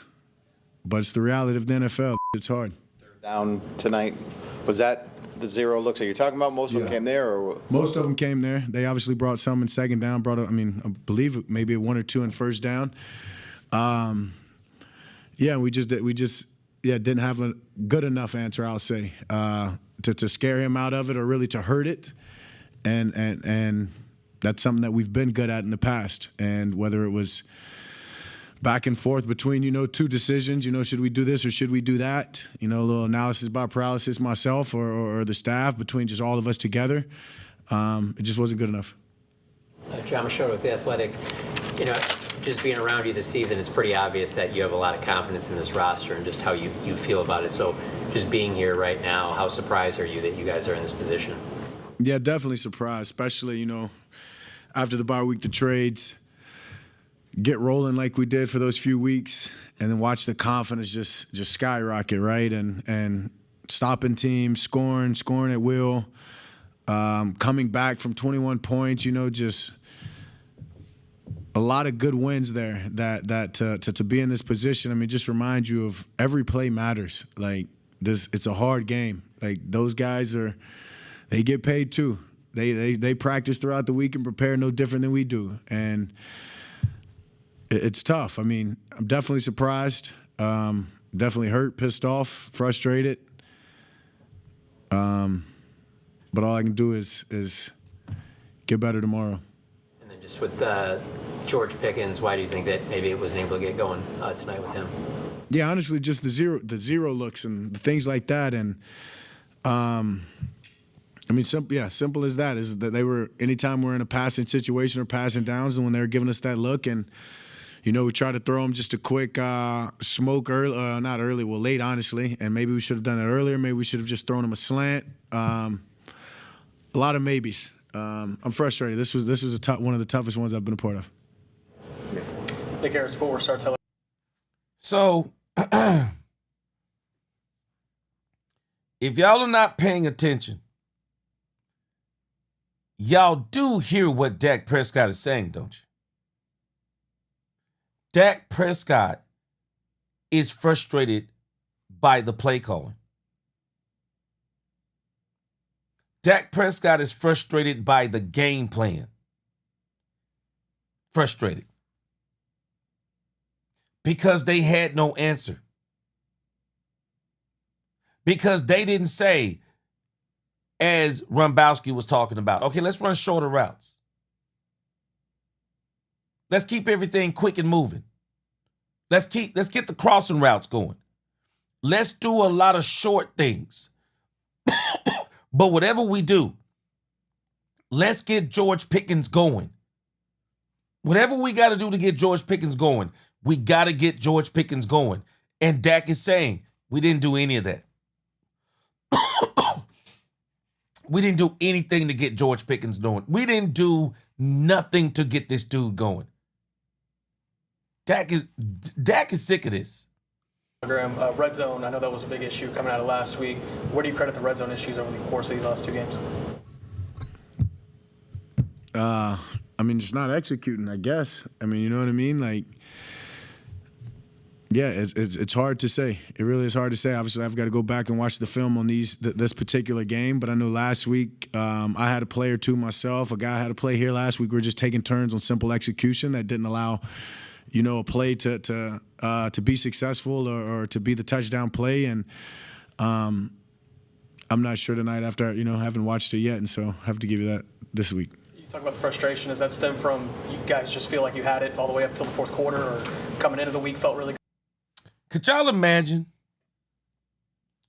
having a bad day at your job and then you'd have to be interviewed? You'd have to be interviewed to tell people what went wrong during a game you just lost. Or you had to be interviewed in front of people and tell people why you had such a bad day. Could you imagine this? Well, this has got to be frustrating. I'll be honest with you. I'd probably take the fines on stuff like this. If there was a fine, I'd probably take it. I don't know if I could just, and I know people want you to sit in front of a podium after a loss. We made that custom. But I just couldn't do it. Good about it. Where does the frustration really stem for you? Yeah, I mean, I think we've got into we're kicking the onside kick. So, I mean, the frustration comes from honestly just not having a good enough plan to beat that cover zero. This is for all of y'all who are just having fun in the chat. Y'all better be glad Newhouse fam and Bass not in here tonight. Y'all, we're going to let y'all have fun tonight. But I know some of y'all, you just like to troll and have fun, and I ain't tripping on it. But Dak is saying something for people who really understand football. Dak is saying they didn't have a plan. The plan is not up to the quarterback. The plan is up to the coach. The coach makes the plan. The coach makes the adjustments when the plan isn't working.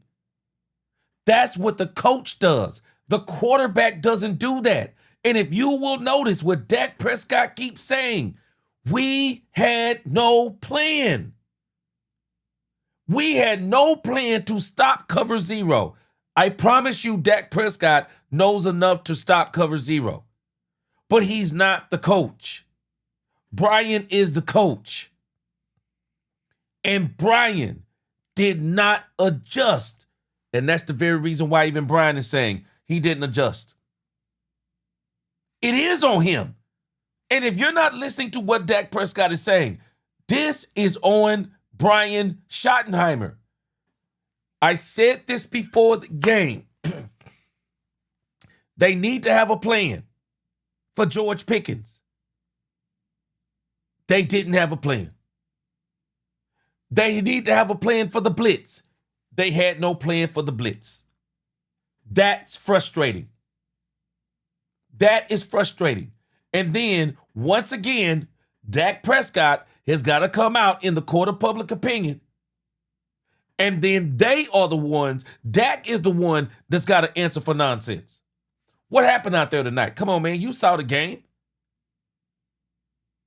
We had no answer for the blitz. That's the simple answer. The complicated answer. We didn't run the shorter routes. We didn't even try to attack the middle of the field. You can attack the you can attack the middle of the field on these cover zero defenses. You should be able to get some deep post routes. Man, just throw it up. Just doggone throw it up, man. You got George Pickens back there. Cowboys wouldn't even do that. Cowboys wouldn't even do that. That's why I'm laughing. Dak Delusional is saying that a 10-year veteran can't adjust to zero coverage. That is not on the quarterback. That is on the coach. That is on the coach. It is the coach's job. Just like it's the coach's job to say, hey, guys, they got a plan. They got a plan for George Pickens. We got to regroup. It is the coach's job to say, hey, we're going to put George Pickens in motion. It is the coach's job to say, we're going to run trips. Turpin, Dak, Turpin, CD, Dak. Let's run George Pickens on the go route. That is the coach's job. That is not the job of the quarterback. It's the quarterback's job to read what's going on, but it's the coach's job to make sure that these players are in positions to succeed when he makes the read. And Dak made some great plays. Dak made some absolute Houdini plays in this game. They just didn't finish them. Made a Houdini play tonight to Schoonmaker. The bad thing is Schoonmaker didn't make it to the end zone. Cowboys settled for too many field goals. It's just crazy. What's going on, Danny? Get Brandon. My man, Danny Dallas Cowboys, let's go. He said, gee, get Brandon Humphrey off the team. I tell you this, I don't think, it's just one of those things, man.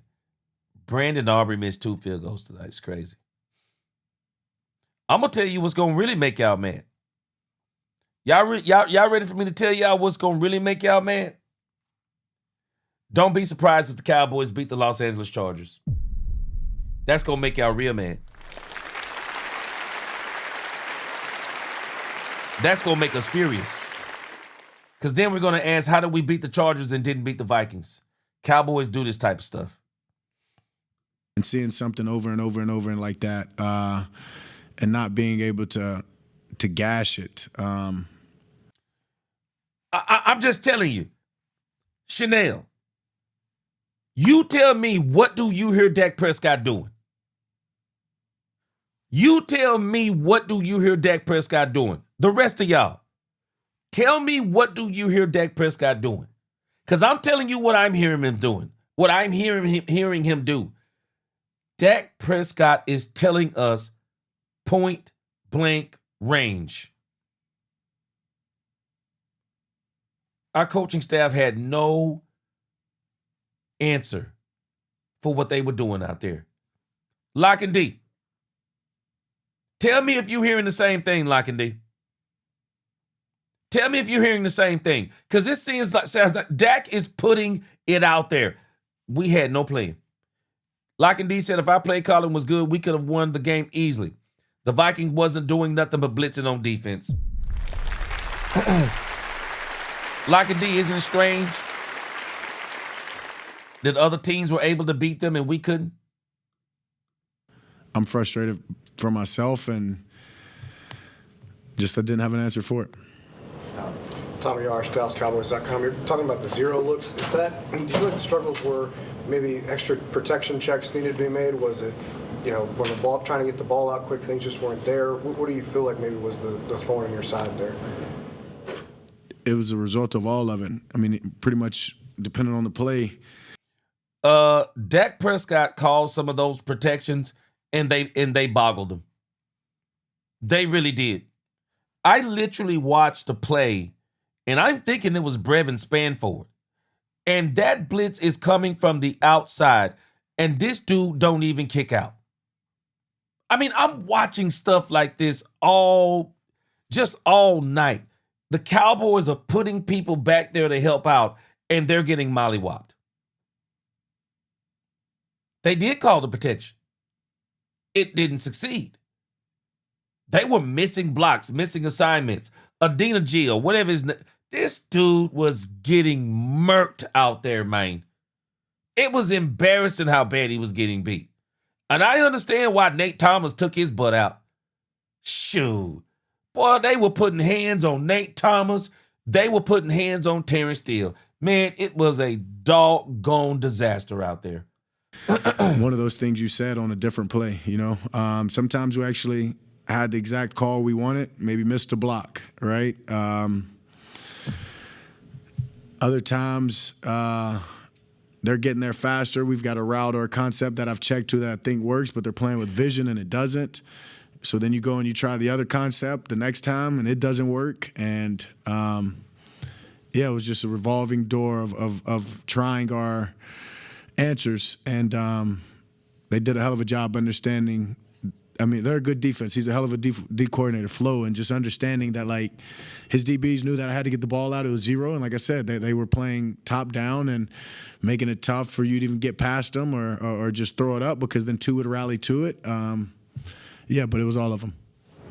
Garrett Podell, CBS Sports. You talked about being there for Trayvon Diggs as he kind of works his way back. See, and I'm going to tell you this. I'll be honest with you. I'm just the type of person, I wouldn't be having these Trayvon Diggs questions. If I'm a player, I'm shutting these conversations down. I'm shutting these conversations down. I'm not going to try to speak for another man.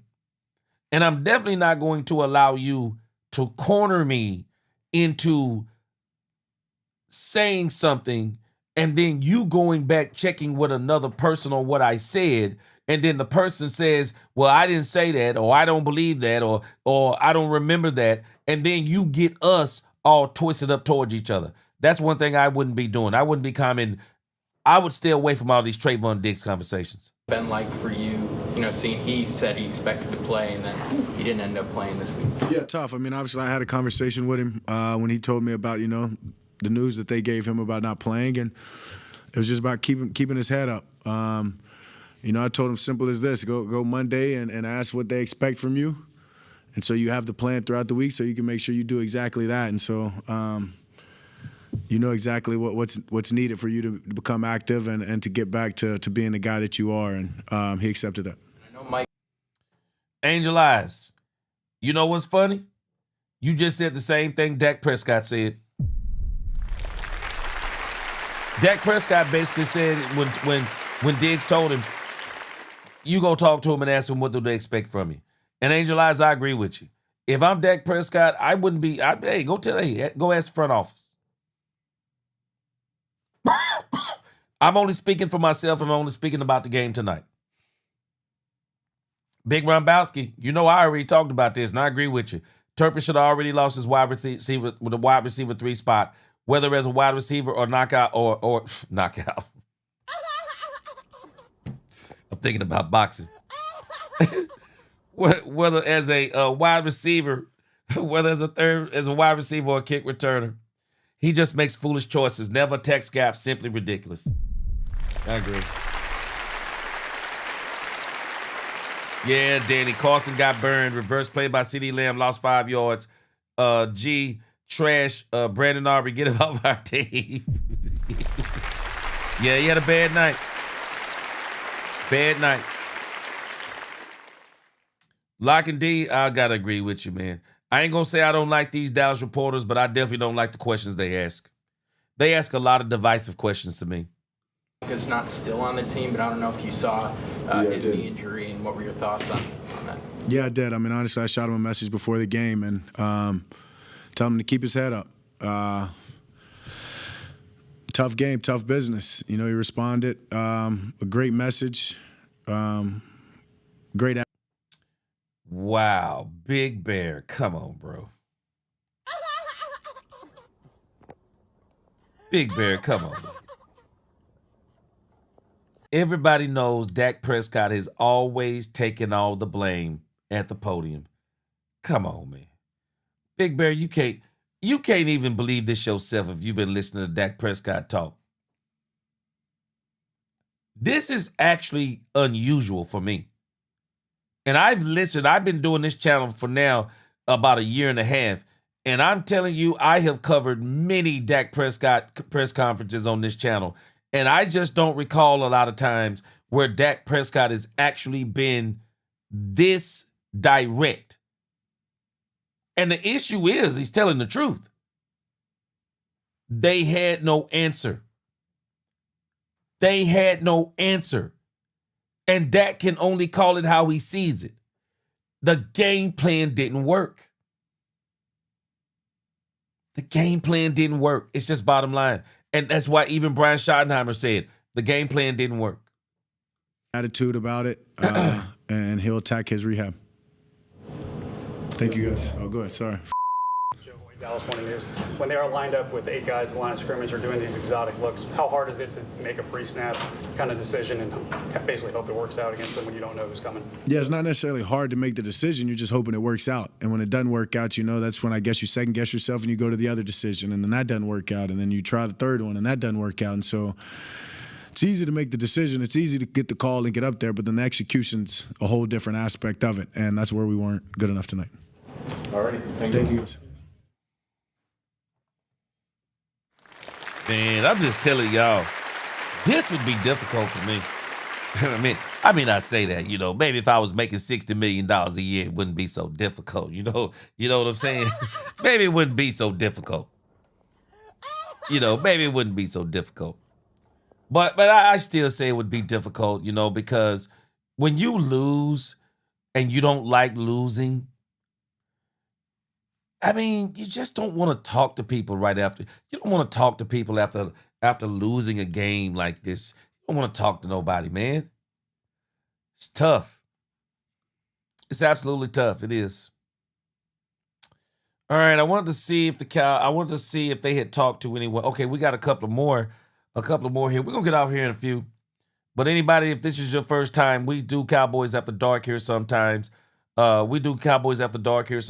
so yeah, we stay up late night.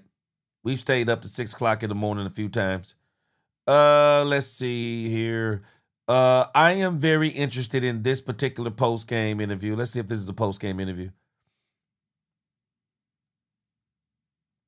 We're about to play a post-game interview. Let me see what my man Chanel said. He said G. Dak was sitting on the bench at the 6:21 mark in the fourth quarter as Vikings took the clock down to 1:20 before Dak could get the ball back with 1:10 on the clock. Yeah. All right, so let's see here. Man, I am telling y'all, this is a fascinating story for this.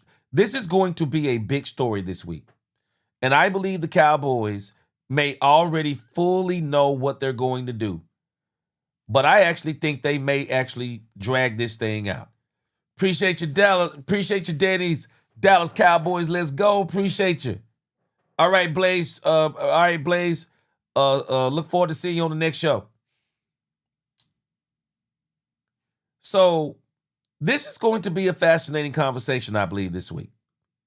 This Trayvon Diggs thing is going to be a discussion. I believe it is. And let me tell you how crazy this is. I say only in Dallas because I haven't been anywhere else.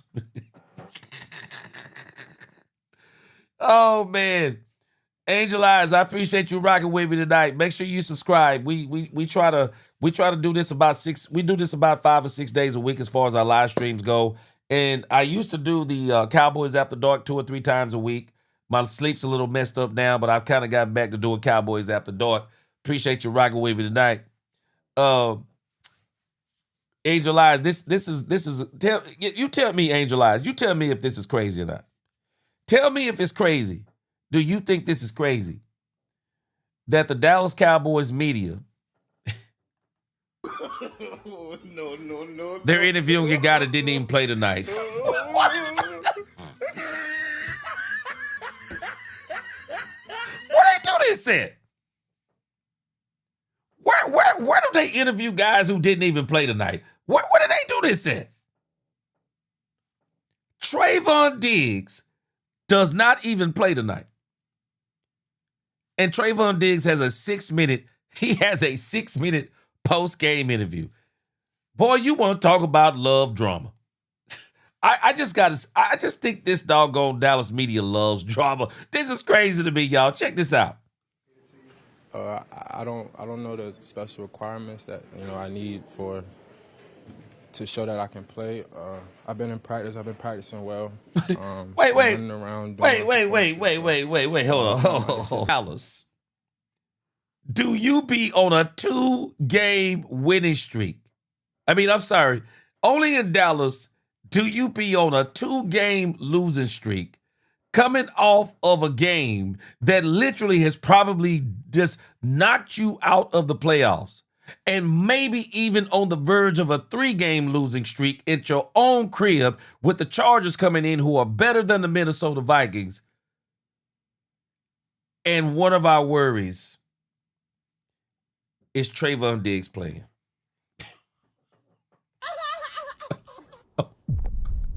Only in Dallas. Only in Dallas are we interviewing a player who has nothing to do with the loss tonight and asking him when is he going to play.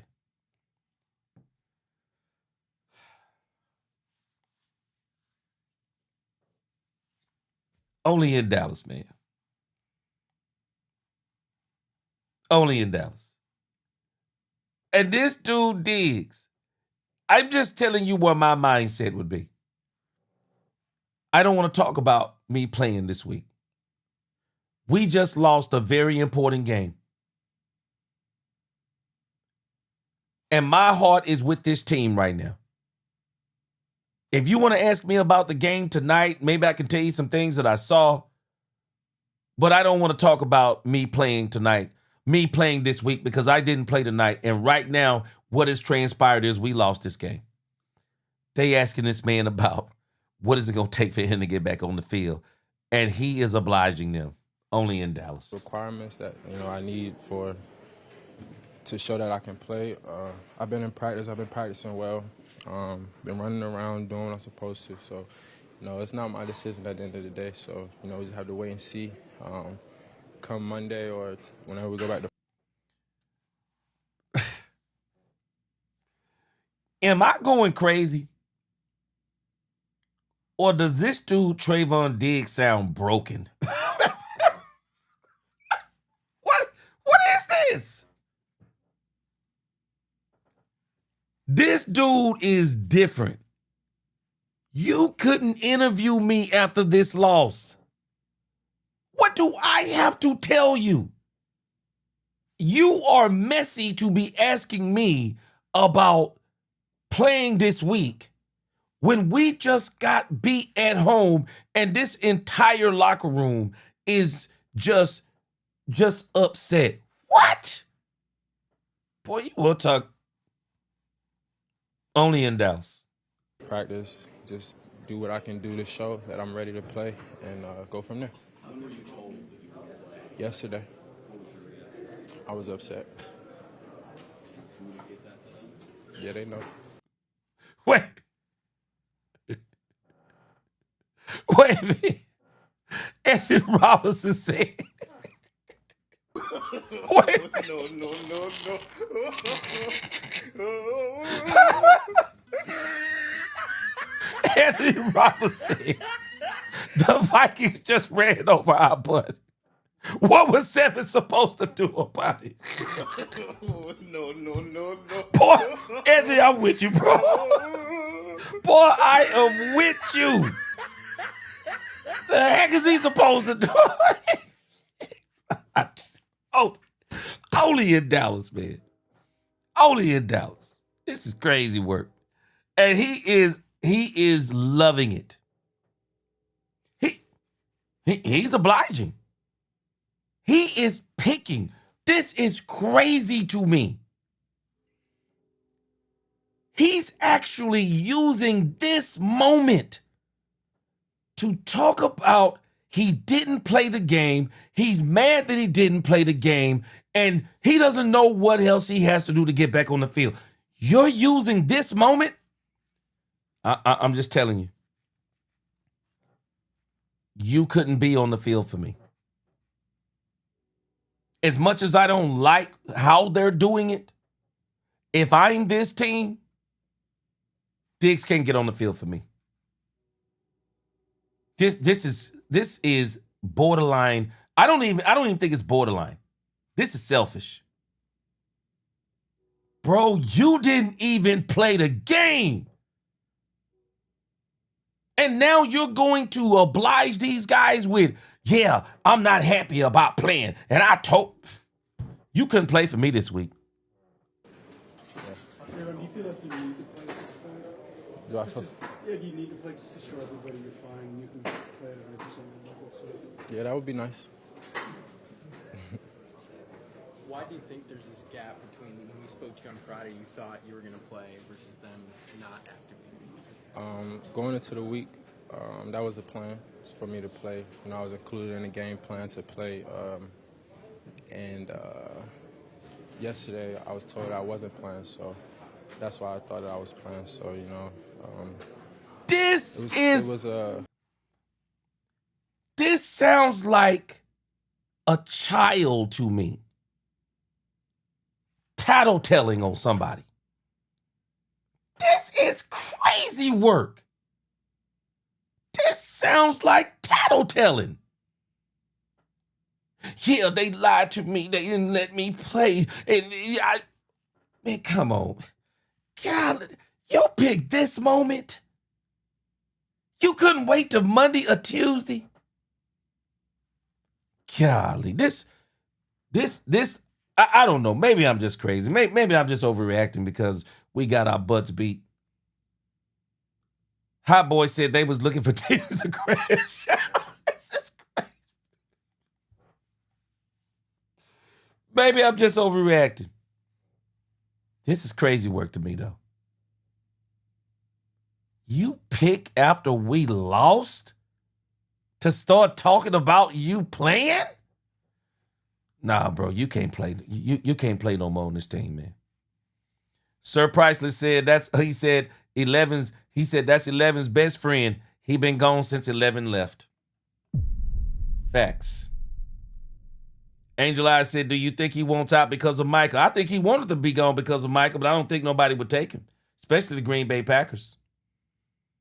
Anthony Hustler said he don't want to be there. I don't think he does either.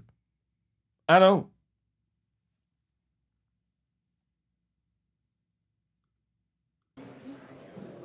It was a quick decision. You know, I didn't know. I thought I was going to come out here and play, but they felt otherwise, and you know, that's just what it was.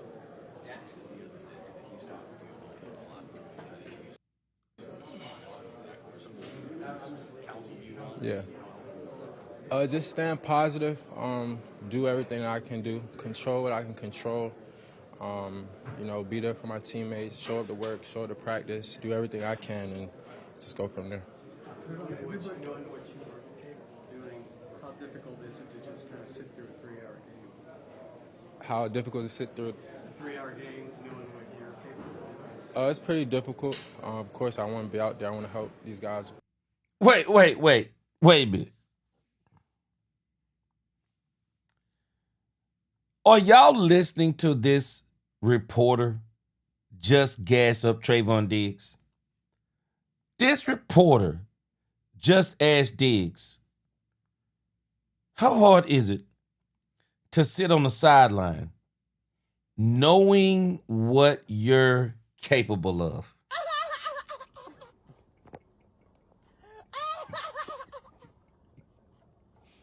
What is he capable of? I mean, I'm not saying that in a sarcastic way. I'm just saying, what is he capable of? So are you saying that he is like this, like he's the Diggs pre-contract and pre-injury? And he that Diggs and he gonna go? Boy, this is crazy. Win games. I want to help these guys, put up numbers. I want to just help these guys. These are my brothers. These are guys I've been with for my whole career, so I want to be out there with them. I want to be out there, demonstrating what I can do, showcasing, my talent, showcasing that I can help the team. Everybody in the media sitting there thinking, he's probably not going to be with you next season. Mm-hmm. I'm sure you've seen that. Mm-hmm.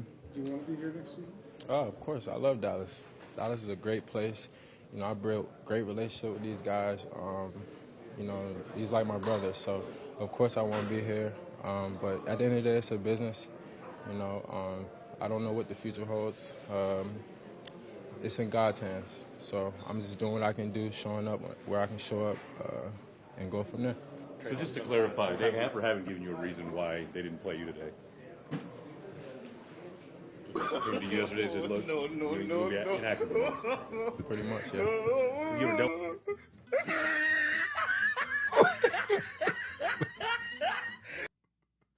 Wait a minute.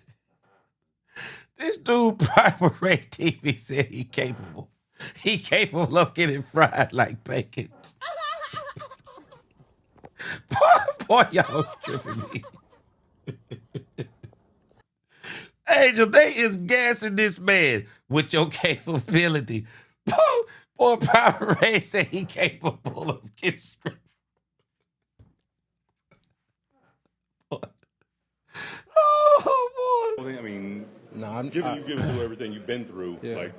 and Shotty's talked about culture and Yeah. being candid with everybody. Are you a little disappointed with how this whole thing's transpired? Definitely disappointed. Said he because cried in I the definitely car. thought, I was coming out here going to play, being able to, help these guys, try to pull out a win. I think how it was handled, I didn't like that because I thought that, I was playing. So, Angel, I think you said this earlier. But if you want to play next week, I don't think this interview helps your case. Just like the last press conference he had didn't help his case. Hey, Trayvon Diggs, what players on the team help you get through this ordeal that you've been going through? Oh, my mama. No, he can't play. Yeah, Dak Prescott said he had a talk with you and he helped you. Help me with what? He can't play. Now he's up here literally telling the press, I don't like how the Cowboys did what they did to me. So you're telling people who can't do anything about this, you're telling the press this, but you're saying that you're going to control what you can control. One of the things that I tell people that they can control, one of the things that you can control is your mouth. You can control what you say. And the thing that he's not controlling is his mouth. If you truly want to play, you shouldn't be out here telling people that you were not treated fair and that you think you should be playing. Yeah, that's a way to get on the field real quick. Because I'm just telling you, if it's me, you're not getting on the field. Because this is the exact behavior and the reason why I don't want you on the field. Because you seem to be all about you. You're saying you're about the team, but it sounds like you're about you. This is the stuff that would make me say, you're done. We're going to go ahead and knock this out now. You're done. You're not going to play anymore. This is crazy. Diggs, man, Bro, you are talking to people who can't even help you, man. It is what it is. Try to focus on next week. See if we could, if I could show them whatever they want to see. You know, I'm gonna show them and go from there. Can we see 7 again? I hope so. Trayvon, sometimes we've seen with injured teammates you've had in the past, they don't, they're up in the stands watching. Yeah. Why was it important to you to be on the sideline? Just being there for my brothers, being there. Wait a minute.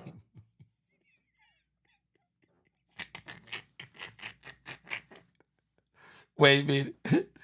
Freddie Morales, hey, I agree. Freddie said that right there is outright insubordination on Diggs' part. Freddie, he done if it's me. He done if it's me, man. He done. Lil D Texas said got Diggs in a bench crock pot slowly to get rid of him next year. He done if it's me. Wait a minute, I'm laughing at B Rad Sagatar. He said, G. He said, I wonder how Diggs feels when he heard about Michael's season-ending injury. Now he wants to play. B, let me tell you something, B. I'm just going to be honest with you, man. Me and my wife was talking about this today. And I said when Diggs heard about Michael Parsons, you know what? I don't even think this is being funny. Man, I wouldn't be surprised that Joker broke down crying. I wouldn't be surprised if Diggs broke down crying, Rad. I wouldn't be surprised he broke down crying, B-Rad, when he heard Michael Parsons hurt that knee. Because I'm going to tell you, it really hit me. It really hit me kind of funny, too. And if it hit me funny, man, this dude seems like he's real sensitive. I wouldn't be surprised if he broke down crying. Performing, we got young guys going to go in that corner, so just if they ever needed help or anything, just being there for them, being on them, a shoulder to lean on, just to talk to them, communicate with them. And it was important for me to be out there with those guys. We was trying to go on this playoff run, so it was important for me to be there for them and show my presence. You said hope that this week you can show them what they want to see. Yeah. It seems that whatever they need to see isn't injury related. Yeah. Feel that it isn't injury related. Correct. What do you think you do need to show in the 6 days that you've got left before the deadline? From the first conversation that we had, it was practice. I guess I wasn't showing them what they wanted to see in practice. And this week, I showed them what they wanted to see in practice. And it still was the same result. So, I don't know what else, I need to do or what to show. At this point, I feel like, it's not even, it's not up to me or what I do. Somebody lying. Somebody lying, though. Because last year they were saying that he needed to practice better. But we heard tonight from Brian Schottenheimer and Jerry, they both said he is not healthy enough to play for the Cowboys. What is he supposed to show him? This don't sound like no show anybody anything. This is not what that sounds like. This sounds like somebody's being given the runaround. I could be totally wrong on this, but this don't seem like somebody saying, show us more. Because I said this last week. What is he really supposed to be showing them? Because they didn't say it was the injury issue anymore. They said it's everything. How he enters the building, leave the building, walkthroughs, film room, practice. I mean, they were talking all kinds of stuff. So it doesn't seem like to me that based on the standard that they're using, it doesn't seem like he can get back on the field. It's really up to them and what they want to do. So, I'm just showing up every day. I'm going to go to work and go to work. Trayvon, the incident back in October, that Thursday night, you wound up with a concussion. Do you feel like that plays any factor into what's going on now? No, I don't think so. Accidents happen all the time. I had a lingering injury. Well, not a lingering injury, but I was hurt as well. Yeah, my knee was hurting. So, I feel like it was just a lot at once. And, after that, I don't know. I'm back. I got healthy. I'm back healthy. And I'm just waiting for, I guess, the opportunity. Was it something that happened at home? What exactly happened? It was an at-home accident. You just kind of fell or what? We are never going to know what that at-home accident was. This at-home accident has to be one of the weirdest things I've ever heard. This is one of the strangest things I've ever heard. Freddie, I'm just going to tell you. I can tell you this. Diggs and Michael got a weird relationship, bro. LaToya said Diggs got problems way beyond playing. I agree. Go get your mind and body healthy. LaToya, I said the same thing this week. Get your body healthy and get your mind in sync and prepare for life after Dallas, because you're not going to be here next year. He will not be here next year. Certain teams can just make you better, and his time in Dallas might just be up. But much prayers. Look what DL is doing. He's balling. LaToya said the same thing. There is life after Dallas, and I'm sure Diggs is just saying the right thing. I don't think Diggs want to be in Dallas anymore. I think Diggs is just saying the right thing. I mean, what is he supposed to say when they ask him, do you still want to be in Dallas? Is he supposed to tell him, no, I hate it here? He ain't supposed to be saying you don't want to be here. He said, yeah, I want to be here. Of course he needs to say that because he wants to get back on the field. Diggs wants to put some good tape. And I don't blame him per se, because I think he wants to put some good tape on the field for the next team. He wants to audition for the next team because he's not going to be here anymore. That contract was designed to be done after all the guaranteed money is up, and it's up now. So I don't think he was ever going to make it past this part of the contract unless he absolutely balled out. And unfortunately, Diggs' body betrayed him. Diggs started getting injured and his body betrayed him. He's barely played a full season over the 3 years of that fully guaranteed contract. But this thing that he's doing right here, I don't understand how Diggs thinks this helps his case. How does this help his case to be pleading it in the court of public opinion? It doesn't make sense to me. It doesn't. Just doesn't make sense. You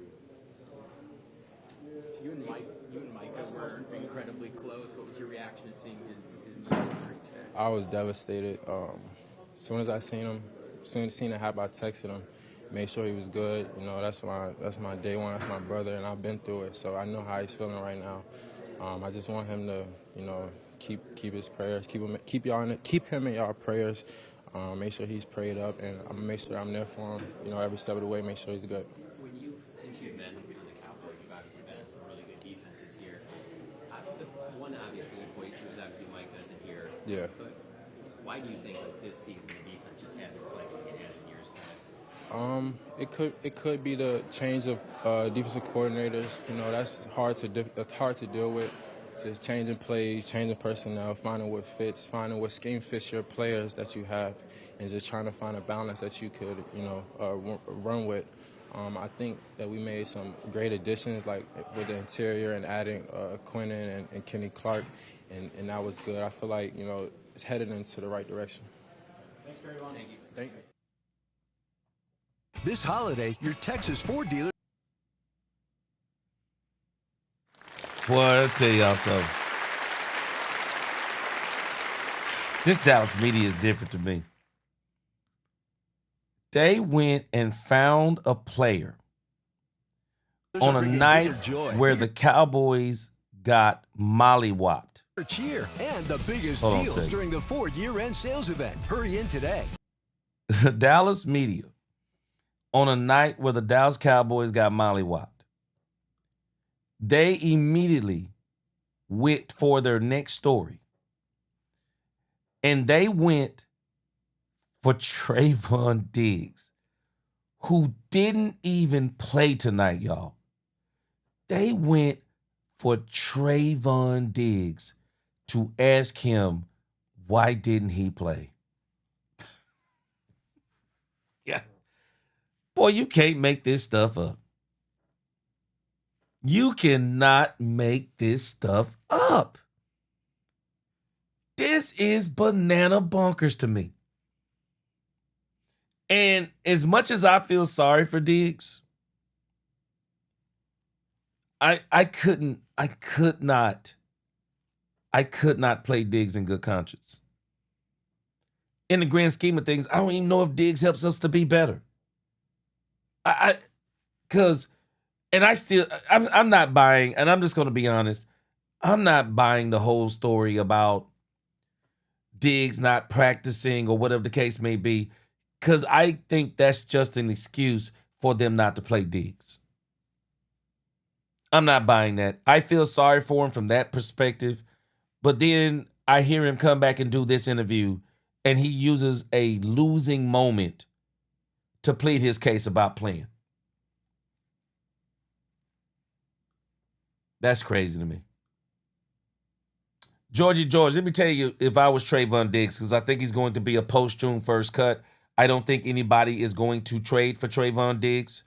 If I was Trayvon Diggs, I would actually take a pay cut, and I would try to go to a winning team. I'd go there on a 1-year contract, and I'd ball out.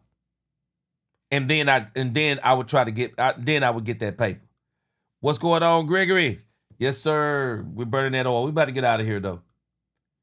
Big Bear said Jerry won't be putting up with Diggs crap talking in the media. I don't think he will either.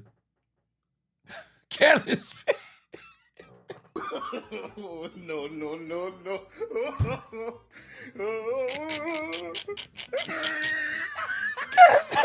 This game is all Diggs' fault. Oh, you got me rolling up here. Oh, man. Chanel said, I told you that was Michael Reason. Okay, hit me let's see. Oh, I agree. Yeah, Chanel. I believe you. I think that was a part of it. I think he looked at this defense and said, I don't want to be here. I agree. Hindsight now is 2020. I believe that Michael said that.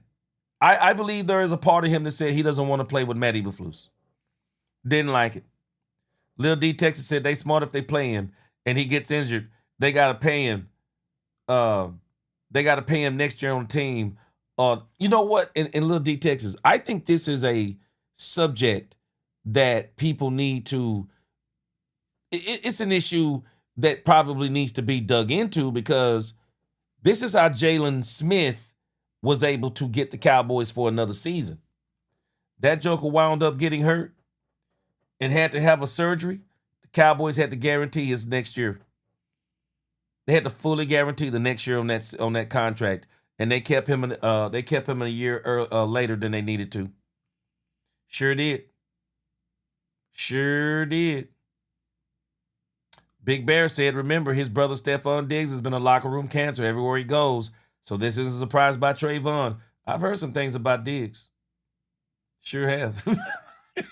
I've heard some things about him. Chanel, I'm believing you. I'm believing you. I'm believing that Micah Parsons saw this junk that was going on with Matt Eberflus and said, I don't want to be here. Sir Price has said, facts, that contract going to get voided fast. There is no doubt about it. Oh, yeah, Hot Boy, they got what they wanted. Yeah, this is going to be the big talk tomorrow. Or I should say today. All right, guys. I appreciate y'all rocking with me. I only played the rock for about 2 hours tonight. But hey, since y'all stayed with me, I kept on just going. So today we will be having Overreaction Monday. We will be having Overreaction Monday. We're going to watch the fallout from the Cowboys' loss. Everybody that was on the bandwagon, they are now going to start destroying the Dallas Cowboys. And meanwhile, we'll do Overreaction Monday, and then we're going to get right back on Tuesday to saying, I'm still going to enjoy the rest of this season. Brian Schottenheimer needs the full year as the head coach of the Dallas Cowboys. He needs that full experience. I'm going to just hope he's going to be better going into next season. And this is one of the reasons why I truly believe the Dallas Cowboys cannot allow themselves to lose the next 3 games. The Cowboys have got to play these next 3 games, and they need to win these next 3 games, because you never know what's going to happen. Just when you think you're out of it, You mess around and you win these last 3 games, and you're in the thick of it. You win your next 2 games, you may go into your last game realizing that if so-and-so lose and these people lose and you win, you're in. And exactly what you need to happens. The Cowboys need to win. And they don't need to take no 5-game losing streak into next season. They need to win. Keedy Boy said the Diggs problem started with the Michael Parsons negotiation. Yeah, the organization is taking up for Eberflus. Diggs is just a scapegoat. Well, Keedy Boy, I tell you this. I am of the opinion now that they need to cut loose Eberflus. Gregory said the reasons why we lost the game. Number 1, defense can't stop a nosebleed. I'm going to give it to you. Secondary sucks. I'm going to give it to you. Run defense sucks, especially on the edges. Shotty can't manage the clock. No, he can't. No team spirit, penalties. Yes, amongst other things.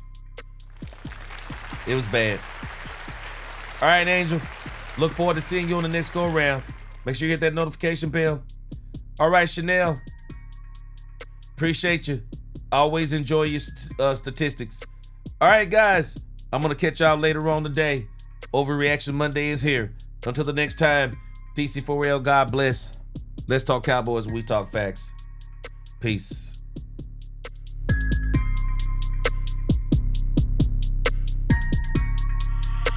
Yo, G, bless him, bless him, bless him.